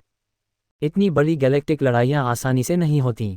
बाद में हर सैनिक को पॉपकॉर्न का एक बाल्टी देना और सबको एक साथ देखने देना। वहां मौजूद सभी लोगों का चेहरा उतर गया। क्या ये बदमाश यहाँ लड़ने आया था या गैलेक्टिक युद्ध का लाइव वर्जन देखने? और ऐसा जिसमें पूरी जगह सिर्फ उसी की हो। यंग मार्शल, आप जो कर रहे हैं वह सच में। किन फैंग का चेहरा पीला पड़ गया था। वांग हाओ ने हाथ हिलाकर किन फैंग को बीच में ही रोक दिया, बहस करना बंद करो। अगर तुम्हें बोरियत हो रही है तो जाओ उनके लड़ने के तरीकों को देखो और अपनी कमियां ढूंढो, ताकि जब हमारी बारी आए तो तुम घबराओ नहीं। अपनी कमियां ढूंढूं? किन फैंग चौंक गया, जैसे उसे कुछ समझ आ गया हो। वह मुड़ा और चला गया। उसे वापस जाकर ठीक से यह समझना था कि गैलेक्टिक युद्ध क्या होता है, ताकि उसकी तरफ कम नुकसान हो। लिंग शियाओ ने उत्सुकता से किन फैंग की पीठ को जाते हुए देखा। वह इस आदमी को नहीं जानता था, लेकिन वांग हाओ की बातों से यह समझना मुश्किल नहीं था कि सेना में इस आदमी का ओहदा काफी अलग था। कियान वानयांग ने झुककर बताया, इसका नाम किन फैंग है, तियानबी यूनिवर्सिटी का टॉप स्टूडेंट। इसका टैलेंट बहुत ज़बरदस्त है। प्रिंसिपल सुमू ने उसका मूल्यांकन करते हुए कहा था कि उसकी क्षमताएं सभी मामलों में मार्शल जेनवेई से ज़्यादा खराब नहीं हैं। इसीलिए बॉस ने उसे यंग मार्शल की सेना में सेना को मैनेज करने की जिम्मेदारी के लिए भर्ती किया है। कुछ बड़ी समस्याओं को छोड़कर सेना को मूल रूप से किन फैंग ही चलाता है। लिंग शियाओ ने समझते हुए सिर हिलाया।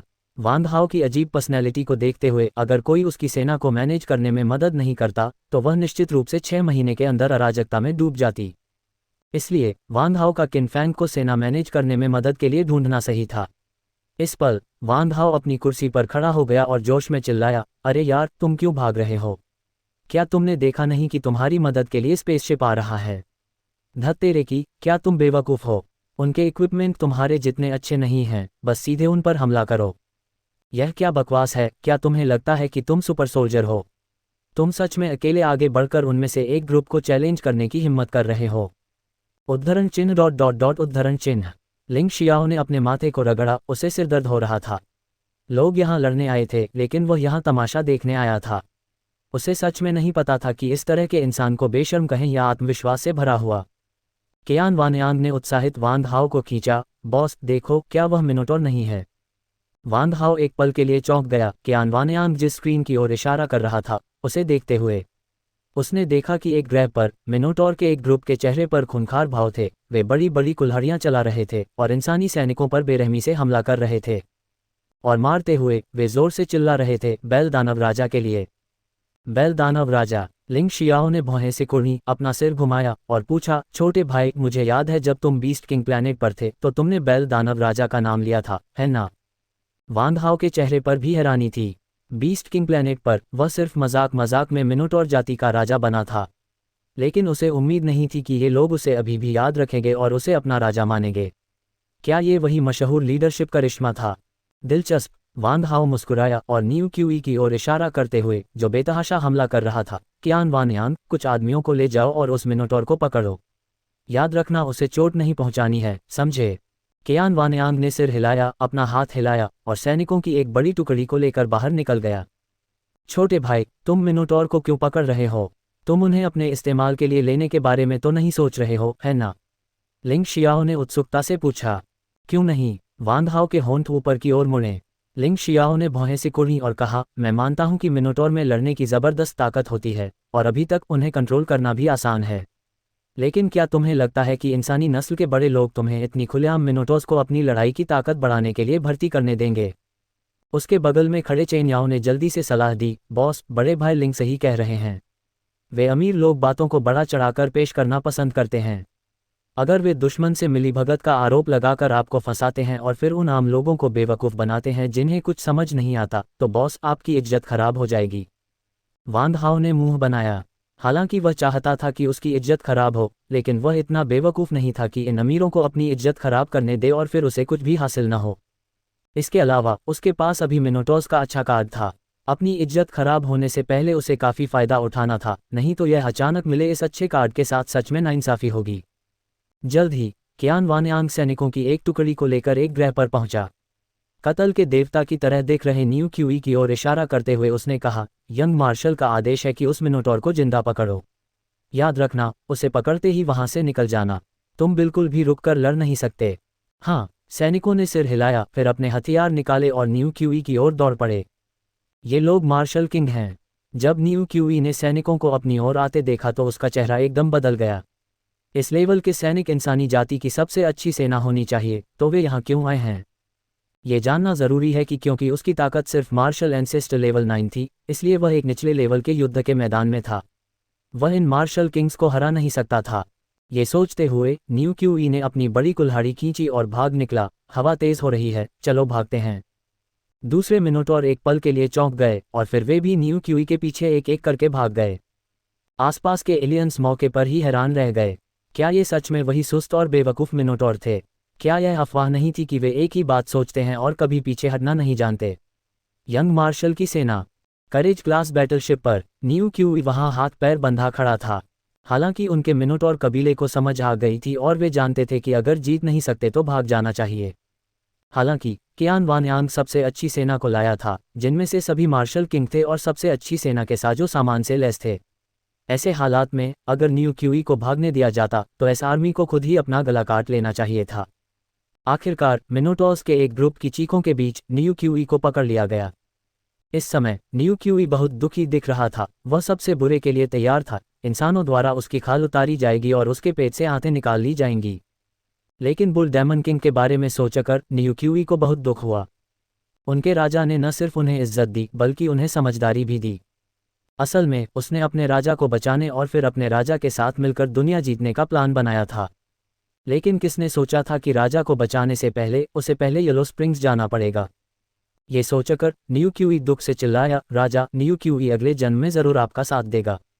बोलने के बाद न्यू क्यूई की आंखें लाल हो गईं, उसकी सांसें तेज हो गईं, उसके शरीर के चारों ओर एक लाल रोशनी निकली, साथ ही खून की तेज गंध भी आई। कियान वानयांग और दूसरे लोग हैरान रह गए। अच्छा नहीं, यह मिनोटोर कबीले का उन्माद है और यह बहुत ज्यादा है। वह पूरी ताकत लगा रहा है। रुको, वांग हाओ बाहर से अंदर आया। तुम? न्यू क्यूई की बैल जैसी आंखें बड़ी हो गईं। वह वांग हाओ को अविश्वास से देख रहा था। वांग हाओ ने हाथ हिलाया, इसे खोल दो, मुझे इससे कुछ कहना है। लेकिन यंग मार्शल, ये सैनिक हिचकिचाए। चिंता मत करो, वह सिर्फ एक मार्शल एंसेस्टर है, वह मुझे बिल्कुल भी खतरा नहीं पहुंचा सकता। वांग हाओ थोड़ा मुस्कुराया। सैनिकों ने सिर हिलाया, न्यू क्यूई को खोल दिया और फिर इज्जत से पीछे हट गए। आखिरकार वांग हाओ के पास एक मार्शल एंसेस्टर का एक मार्शल किंग से लड़ने का रिकॉर्ड था, इसलिए यह मिनोटोर कितना भी ताकतवर क्यों न हो, वह वांग हाओ का मुकाबला नहीं कर सकता था। सबके जाने के बाद न्यू क्यूई ने हिचकिचाते हुए पूछा, तुम बुल डेमन किंग हो? हाँ, मैं तुम्हारा राजा हूँ, लेकिन मेरे सींग। वांग हाओ की आंखों में आंसू आ गए और उसने 2 बैल के सींग निकाले। ये सब क्यों हो रहा है? न्यू क्यूई गुस्से में था। वांग हाओ ने अपनी आंखों के कोनों से आंसू पोंछे। उसका चेहरा गंभीर और पवित्र था। क्योंकि मुझे एक इंसान मिला जो बिल्कुल मेरे जैसा दिखता था, इसलिए मैंने अपने सींग काट दिए और उस इंसान का रूप धारण कर लिया। ये सब मिनोटोर कबीले को एक सुरक्षित जगह देने के लिए। उन्हें काट दिया। न्यू क्यूई हैरान रह गया, क्या ये बहुत बेरहमी नहीं थी? वांग हाओ ने दुख भरे अंदाज में गाया, नदियां और पहाड़ सिर्फ मेरे सपनों में रहते हैं, वतन कई सालों से दूर है, लेकिन चाहे कुछ भी हो जाए यह नहीं बदल सकता मेरा चीनी दिल। अरे, मैंने गलत गाया, मेरा मिनोटोर दिल। हालांकि मेरा रूप बदल गया है, मेरा दिल अभी भी एक मिनोटॉर का दिल है। मेरे पूर्वजों ने बहुत पहले ही मेरे बारे में सब कुछ मिनोटॉर के निशान से ब्रांड कर दिया है। राजा नियू क्यूई तुरंत भावुक हो गया। कितना महान राजा! अपने कबीले के अस्तित्व के लिए वह मिनोटॉर होने का गर्व छोड़ने और इंसान बनने को तैयार था। अपमान सहने का ये स्तर सच में नियू क्यूई के लिए तारीफ के काबिल था। दरवाजे के बाहर लिंग शियाओ और दूसरे लोग हैरान थे। यह अफसोस की बात थी कि यह बदमाश ऑस्कर जीतने के लिए एक्टिंग में नहीं गया। उसके मुंह से झूठ आसानी से निकल रहे थे। उसकी बेहतरीन एक्टिंग स्किल्स और दुख भरे और भावुक गाने के साथ वह सच में जिसे चाहे उसे बेवकूफ़ बना सकता था। अचानक नियू क्यूई ने सिर हिलाया, वांग हाओ को शक की नज़र से देखते हुए। मैं सिर्फ कुछ शब्दों के आधार पर तुम पर विश्वास नहीं करूंगा। क्या पता तुम कोई इंसान धोखेबाज हो। पहले मुझे जवाब दो, रोलिंग बेबी बुल का क्या मतलब है? लिंग शियाओ और दूसरे लोग हैरान थे। इसका क्या मतलब था? क्या कोई सीक्रेट कोड था? वांग हाओ ने आंखें घुमाईं। दफा हो जाओ। नियू क्यूई की आंखें चमक उठीं और उसने आगे पूछा, तो गेट लॉस्ट का क्या मतलब है? इसका मतलब है मुझसे दूर हो जाओ। वांग हाओ लाचार दिख रहा था। उसे उन बेवकूफ़ मिनोटॉर्स को ज्ञान का अमृत देने का पछतावा हो रहा था। अब वे सब बंदरों की तरह चालाक हो गए थे। राजा नियू क्यूई खुद को रोक नहीं पाया। उसकी आंखों से आंसू बह रहे थे और वह वांग हाओ की ओर भागा। रुको! वांग हाओ ने उस अनाड़ी मिनोटॉर को रोकने के लिए हाथ बढ़ाया। अगर वह उस पर ऐसे कूदता तो वह जरूर मांस के पैटी की तरह दब जाता। ओह! नियू क्यूई रुक गया, आज्ञाकारी होकर एक तरफ खड़ा हो गया, लेकिन उसके चेहरे की खुशी छिपाई नहीं जा सकती थी। वांग हाओ ने संतुष्टि से सिर हिलाया। जैसा कि उम्मीद थी, उनका महान चीन कमाल का था। चाइनीज हॉट गाने में कुछ शब्दों में थोड़ा सा बदलाव करके इन मिनोटॉर्स का दिल जीता जा सकता था। महान मातृभूमि के लिए थम्स अप। वांग हाओ आगे बढ़ा और फुसफुसाया, जिस व्यक्ति का मैं रूप धारण कर रहा हूँ वह वांग हाओ है, जो ह्यूमन रेस के एक मार्शल का बेटा है। अब उसकी पहचान का इस्तेमाल करके मैंने पहले ही 10 lakh human race's army सैनिकों पर कंट्रोल कर लिया है। मुझे थोड़ा और समय दो और मैं ह्यूमन रेस पर राज कर पाऊंगा। तब हमारा मिनोटॉर कबीला सच में आगे बढ़ेगा। नियू क्यूई यह सुनकर कांप उठा। वह सच में उनके मिनोटॉर कबीले को स्वर्ग से मिला राजा था। ह्यूमन रेस द्वारा पकड़े जाने के बाद न केवल उसे मारा नहीं गया, बल्कि वह ह्यूमन रेस का मार्शल भी बन गया और 10 लाख एस आर्मी सैनिकों को कमांड किया। ये काबिलियत सच में नियू क्यूई को हैरान कर गई। वांग हाओ ने आगे कहा, अब मुझे मिनोटॉर कबीले की ज़रूरत है कि वे मेरे अंदर के एजेंट के तौर पर काम करें, ताकि मुझे दूसरी जातियों की खास एक्शन प्लान बता सकें। साथ ही मैं तुम्हें ह्यूमन रेस के एक्शन प्लान भी बताऊंगा। नियू क्यूई ने हैरानी से अपना सिर खुजलाया। राजा, मैं समझ सकता हूं कि आप मुझे ह्यूमन रेस के एक्शन प्लान बता रहे हैं, लेकिन आप दूसरी जातियों के एक्शन प्लान क्यों चाहते हैं? क्या इससे दूसरी जातियों की सेनाओं को भारी नुकसान नहीं होगा? तुम बहुत बेवकूफ़ हो। वांग हाओ ने गुस्से में नियू क्यूई के सिर पर मारा। मैं दूसरी जातियों को मारता हूं, तुम ह्यूमन रेस को मारो। इस तरह हम अपना रुतबा बढ़ा सकते हैं। फिर जब हम मिलकर काम करेंगे तो इंसान और दूसरी जातियों को भी हमारे सामने झुकना पड़ेगा। नियू क्यूई अचानक समझ गया, फिर एक्साइटेड होकर बोला, राजा, क्या आपका मतलब है कि हम मिनोटॉर्स ह्यूमन रेस और दूसरी रेस दोनों पर राज करेंगे? वांग हाओ ने सिर हिलाया और गंभीरता से कहा, ह्यूमन रेस और दूसरी रेस पर राज करना बहुत थकाने वाला है। मैं चाहता हूं कि जब सभी जीव मेरा निशान देखें तो वे कांप जाएं और उनकी पैंट गीली हो जाए। नियू क्यूई ने अपना सिर खुजलाया। उसे अभी भी वांग हाओ की बात पूरी तरह समझ नहीं आई थी। हालांकि उसे बस इतना जानना था कि वांग हाओ का साथ देने से मिनोटॉर कबीला भविष्य में बहुत ताकतवर हो जाएगा। बाकी मामलों के बारे में उसने सोचा ही नहीं। वांग हाओ ने लाचारी से सिर हिलाया। हालांकि ये अनाड़ी मिनोटॉर समझदार हो गए थे, लेकिन दिमाग इस्तेमाल न करने की उनकी बुरी आदत नहीं बदली थी। यह अच्छा था, इससे उन्हें इस्तेमाल करना कम मुश्किल होता था। कुछ आसान निर्देशों के बाद नियू क्यूई को चेन याओ ले गया, जो उसे चुपके से छोड़ने की तैयारी कर रहा था। वांग हाओ ने दोनों बैल के सींग कियान वानयांग को दिए। इन्हें बाद में मेरे लिए उबाल देना, मैं आज रात बैल के सींग का सूप पीऊंगा। कियान वानयांग वहीं हैरान रह गया। हालांकि ये प्रॉप्स थे, फिर भी ये मिनोटॉर किंग के सींग थे। इन्हें इस तरह सूप बनाने के लिए उबालना बहुत कैजुअल था, है ना? लिंग शियाओ अंदर आया, माथे पर शिकन के साथ। जूनियर भाई, मिनोटॉर्स को खुफिया जानकारी देना। अगर ये दूसरों को पता चल गया तो यह मजाक की बात नहीं होगी। इसके अलावा ये हमारी ह्यूमन रेस की कुल ताकत के लिए नुकसान होगा। वांग हाओ ने मुंह बनाया, अब उन अमीरों ने मेरी गर्दन पर चाकू रखा है। तुम्हें क्या लगता है कि मुझे बस बैठकर मौत का इंतजार करना चाहिए? लेकिन तुम दूसरी रेस के साथ सहयोग नहीं कर सकते। अगर उन्हें तुम्हें धमकाने के लिए कुछ मिल गया तो तुम्हें ही भुगतना पड़ेगा। लिंग शियाओ ने सलाह दी। चिंता मत करो, मैं सिर्फ मिनोटॉर्स के साथ सहयोग करता हूं और मैं उन्हें कंट्रोल कर सकता हूं। जहां तक दूसरी रेस की बात है, वे सब मेरी मिलिट्री मेरिट बन जाएंगी, और जो मुझे मारना चाहते हैं उनमें से कोई नहीं बचेगा। वांग हाओ की आंखों में एक ठंडी चमक थी। इस बार वह उन अमीरों को उसे मारने की कोशिश करने की कीमत का एहसास कराएगा। लिंग शियाओ ने एक पल सोचा, फिर लाचारी से आह भरी। वह जानता था कि वांग हाओ के फैसले बदलना मुश्किल था। अब उसे बस यही उम्मीद थी कि कुछ बड़ा न हो। सीनियर भाई, जूनियर भाई को आपकी परवाह न करने के लिए दोष मत देना। मेरी यंग मार्शल आर्मी में आओ और मैं गारंटी देता हूं कि आपकी मिलिट्री उपलब्धियां दूसरों से कहीं ज्यादा होंगी। वांग हाओ ने लिंग शियाओ के कंधे पर हाथ रखा। लिंग शियाओ के होंठ ऊपर की ओर मुड़े। जब मिलिट्री उपलब्धियां खुद चलकर मेरे दरवाजे पर आ रही हैं, तो सीनियर भाई के पास मना करने का कोई कारण नहीं है ना? जैसे ही उनकी आवाज़ें धीमी हुईं, दोनों ने एक दूसरे को देखकर मुस्कुराया, सब कुछ बिना कहे। समय तेजी से बीत गया। 2 दिन जल्दी से गुजर गए। इंसानों और एलियंस के बीच महान युद्ध भी बारूद के धुएं और चीखों के बीच खत्म हो गया।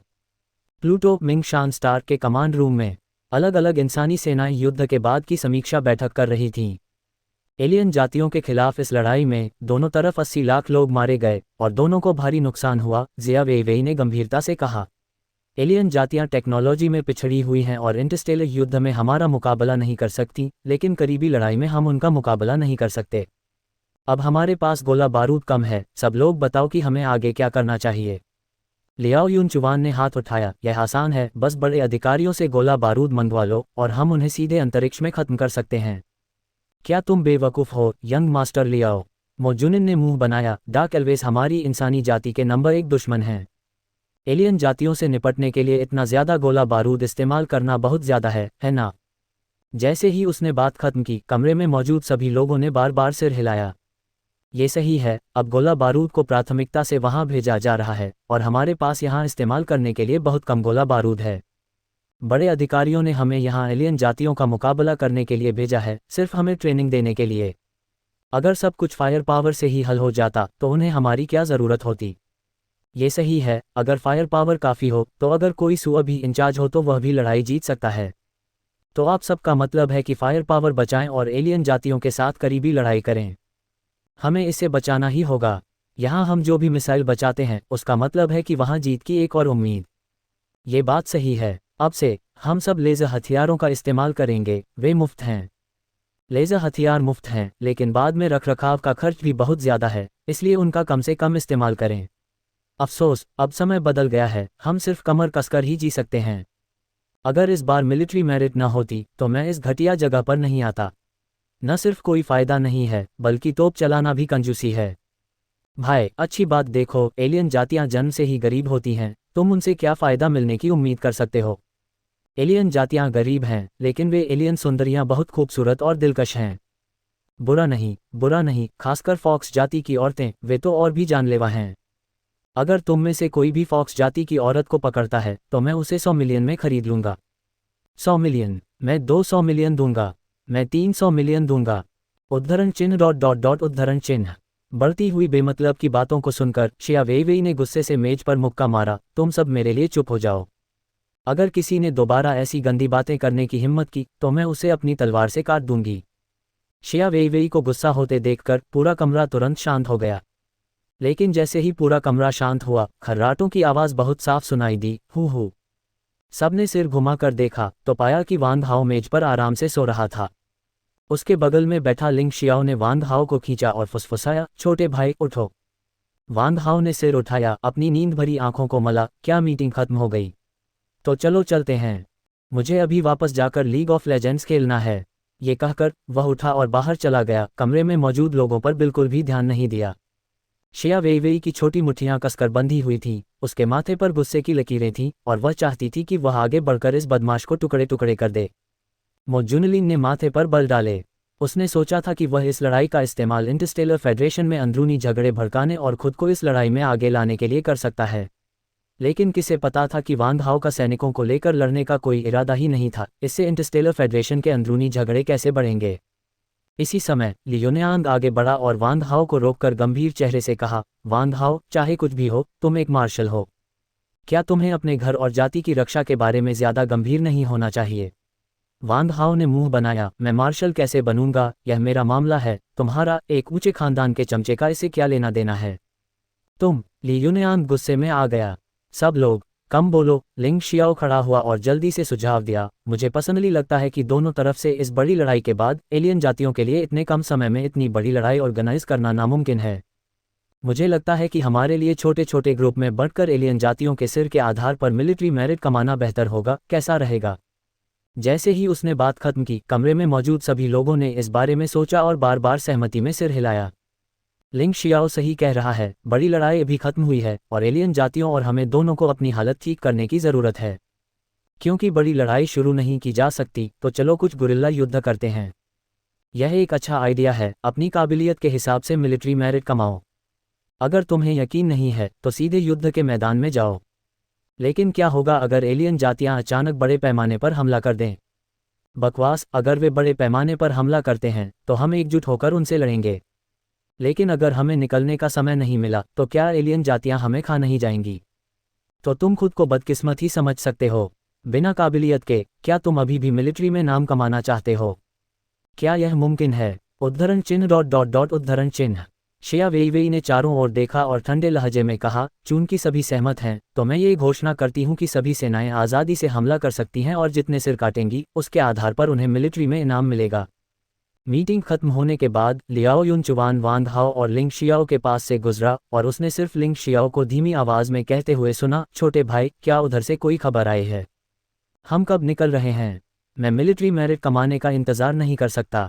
लियाओ युनचुवान की आंखें अचानक से खुल गईं। इसका क्या मतलब था? क्या इस वांग हाओ के पास कोई अंदर की जानकारी है? ये सोचते ही लियाओ युनचुवान को तुरंत समझ आ गया। वांग हाओ जरूर किसी के साथ एलियन जाति में घुसपैठ करने में कामयाब रहा होगा और उसे लेटेस्ट इंटेलिजेंस मिल रही होगी, नहीं तो वह इतना आराम से नहीं रहता और मिलिट्री मेरिट के लिए मुकाबला करने के बारे में नहीं सोचता। आप जानते हैं, इस मिलिट्री मेरिट से न सिर्फ अलग अलग तरह के स्ट्रैटेजिक सामान खरीदे जा सकते हैं, बल्कि अलग अलग तरह के दुर्लभ खजाने भी खरीदे जा सकते हैं। उसे विश्वास नहीं था कि वांग हाओ इन चीज़ों को नज़रअंदाज करेगा। इसके अलावा लिंग शियाओ ने छोटे छोटे ग्रुप में बंटने का आइडिया दिया, जो अकेले खाने की तैयारी थी। तुम अच्छा सोच रहे हो, लेकिन बदकिस्मती से तुम्हारे पास अभी भी एक ब्लाइंड स्पॉट है। लियाओ युनचुवान ठंडी मुस्कान के साथ मुस्कुराया और शांत चेहरे के साथ वांग हाओ के पास से गुजरा, जैसे उसने कुछ सुना ही न हो। लियाओ युनचुवान की पीठ को देखते हुए लिंग शियाओ ने वांग हाओ को कोहनी मारी, क्या तुम्हें लगता है कि वह इस पर विश्वास करेगा? वांग हाओ के होंठ हल्के से ऊपर उठे, अगर उसके चेहरे पर कोई भाव होता तो मुझे पक्का नहीं होता, लेकिन वह बहुत शांत था, ये साफ तौर पर दिखावा था, इसलिए वह जरूर कुछ करेगा। लिंग शियाओ ने सिर हिलाया और पूछे बिना नहीं रह सका, छोटे भाई, क्या तुम्हें लगता है कि हम जो कर रहे हैं वह बहुत बुरा है? वांग हाओ ने आंखें घुमाईं, अगर कोई तुम्हें मारना चाहता है तो क्या तुम बस अपना सिर आगे करके उन्हें काटने दोगे? लिंग शियाओ ने सिर हिलाया, मुझे इस तरह का शौक नहीं है।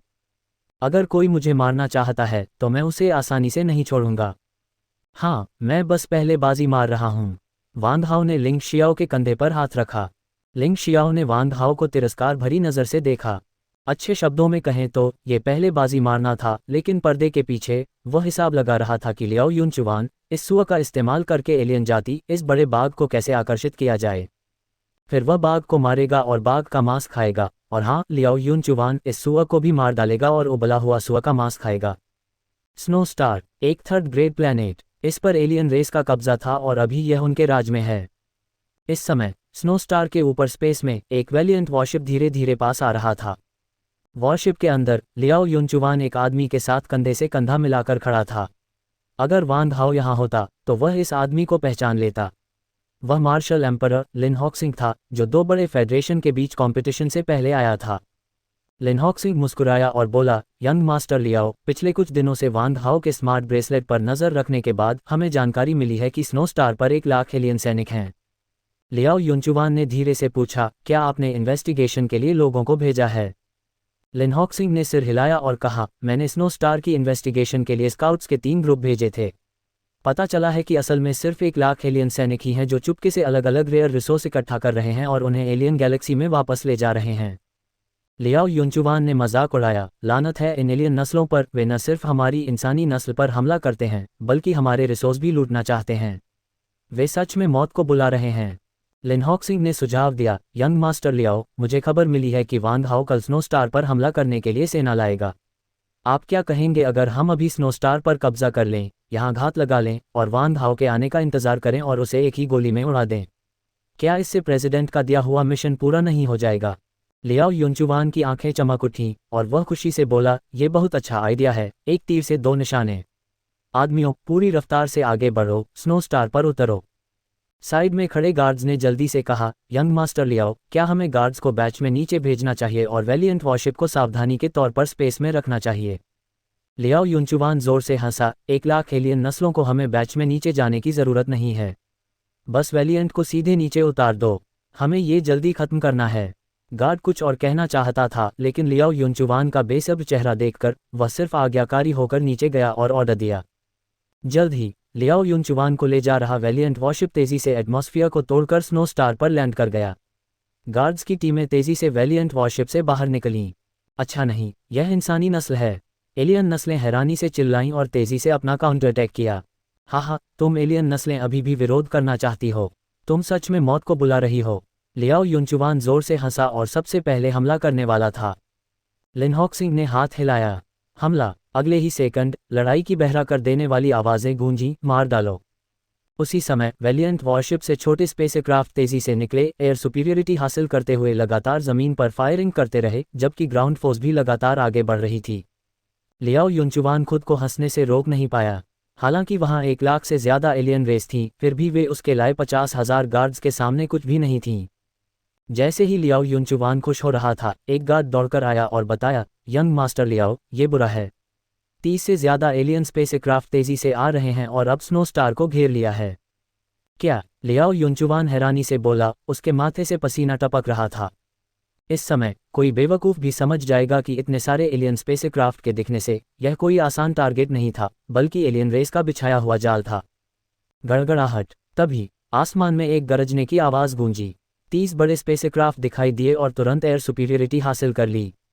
छोटे स्पेसक्राफ्ट पूरी तरह से बेकार हो गए और सीधे टूट गए।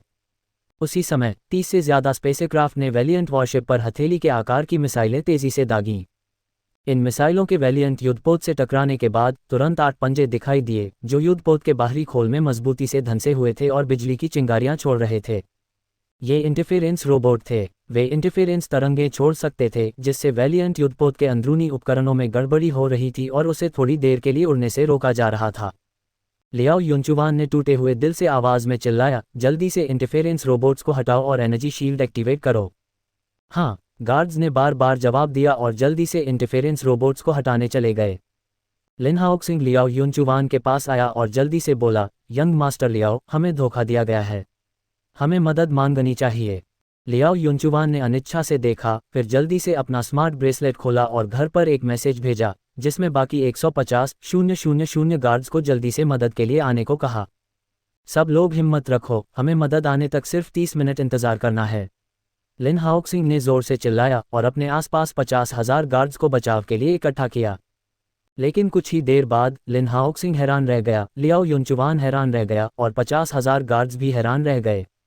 उन्होंने देखा कि 30 स्पेसक्राफ्ट से लाखों आधे जानवर नीचे उतर रहे थे, जिनमें मिनोटॉर्स, टाइगरमैन, लानमैन शामिल थे। हालांकि उनके उपकरण सामान्य थे और सिर्फ 1 लाख से ज़्यादा मार्शल किंग थे, लेकिन आधे जानवरों को इंसानों के मुकाबले कुदरती फ़ायदा था, साथ ही उनकी संख्या भी ज़्यादा थी। इसका मतलब था कि गार्ड्स, जो सबसे अच्छी टुकड़ियों से भी ज़्यादा मजबूत थे, वे भी इतने सारे आधे जानवरों को नहीं हरा सकते थे। लानत है! लियाओ युनचुवान का चेहरा गुस्से से पीला पड़ गया और वह दहाड़ा, आदमियों, स्टाररी स्काई मिसाइलें निकालो, मैं इन आधे जानवरों को खत्म करना चाहता हूँ। लिन हाओक्सिंग ने जल्दी से सलाह दी, यंग मास्टर लियाओ, बिल्कुल नहीं। वेलिएंट युद्धपोत को उड़ने के लिए अभी भी समय चाहिए। अगर हम स्टाररी स्काई मिसाइलों का इस्तेमाल करेंगे तो ये ग्रह फट जाएगा। ग्रह के फटने से निकलने वाली शॉकवेव निश्चित रूप से हमें भी अपनी चपेट में ले लेगी, जिनके पास स्पेसक्राफ्ट नहीं है। कमीने! लियाओ युनचुवान गुस्से में था। उसने सोचा था कि यह पक्की जीत है, लेकिन किसे पता था कि यह एक घात लगाकर किया गया हमला होगा। उसी समय लियाओ युनचुवान को इस बात का भी बहुत पछतावा हुआ कि उसने सावधानी के तौर पर वेलिएंट युद्धपोत को अंतरिक्ष में क्यों नहीं रखा। लिन हाओक्सिंग ने भी कड़वी मुस्कान दी।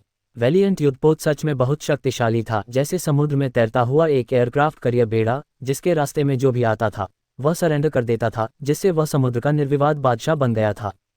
लेकिन एक बार जब एयरक्राफ्ट करियर बंदरगाह में घुस जाता है तो वह अब बादशाह नहीं रहता, बल्कि एक आसान शिकार बन जाता है। अब वैलिएंट युद्धपोत एक बंदरगाह में घुसने वाले एयरक्राफ्ट करियर जैसा था, जिसमें उसकी सारी क्षमताएं थीं लेकिन वह उनका इस्तेमाल बिल्कुल नहीं कर पा रहा था। खासकर वे इंटरफेरेंस रोबोट, जिन्हें 10 मिनट से भी कम समय में पूरी तरह से हटाया नहीं जा सकता था। इसका मतलब ये भी था कि अगर वे 10 मिनट तक टिक नहीं पाए तो वे वहां से निकल नहीं पाएंगे। बैल दानव राजा के लिए हमला करो। न्यू क्यूई दहाड़ा अपनी विशाल कुल्हाड़ी लहराते हुए, उसका पूरा शरीर लाल चमक रहा था और मिनोटॉर जाति का बरसेर्क मोड सीधे एक्टिवेट हो गया। बैल दानव राजा के लिए हमला करो। दूसरे मिनोटॉर भी पीछे नहीं रहे। न्यू क्यूई के पीछे पीछे उन्होंने सिर ऊंचा करके दहाड़ा और अपना बरसेर्क मोड भी एक्टिवेट कर लिया। और दूसरी जातियों के आधे जानवर भी दहाड़े और अपनी जन्मजात प्रतिभा कौशल को एक्टिवेट कर लिया। लियाओ युनचुआन की आंखें फटने वाली थीं और वह चिल्लाया, जल्दी से उन्हें रोको। धड़ाम। अगले ही सेकंड दहाड़ने की आवाज़ें लगातार आ रही थीं। आधे जानवर निडर होकर गार्डों की ओर दौड़े और लड़ने लगे। आधे जानवरों का निडर रूप देखकर गार्डों के माथे पर शिकन आ गई, लेकिन इस स्तर का हमला उन्हें डराने के लिए काफ़ी नहीं था। और लिन हाओक्सिंग, जो मार्शल सम्राट था, उसे भी 2 मिनोटॉर, एक बाघ आदमी और एक शेर आदमी ने रोक लिया था जो मार्शल सम्राट थे। हालांकि वे अभी अभी मार्शल सम्राट बने थे, लेकिन उनमें से 4 का एक लिन हाओक्सिंग को रोकना काफ़ी था, इसमें कोई दिक्कत नहीं थी। उसी समय मिनोटॉर की एक टीम फॉक्समैन के एक समूह को वैलिएंट युद्धपोत में ले गई, वैलिएंट युद्धपोत पर नियंत्रण करने की तैयारी में।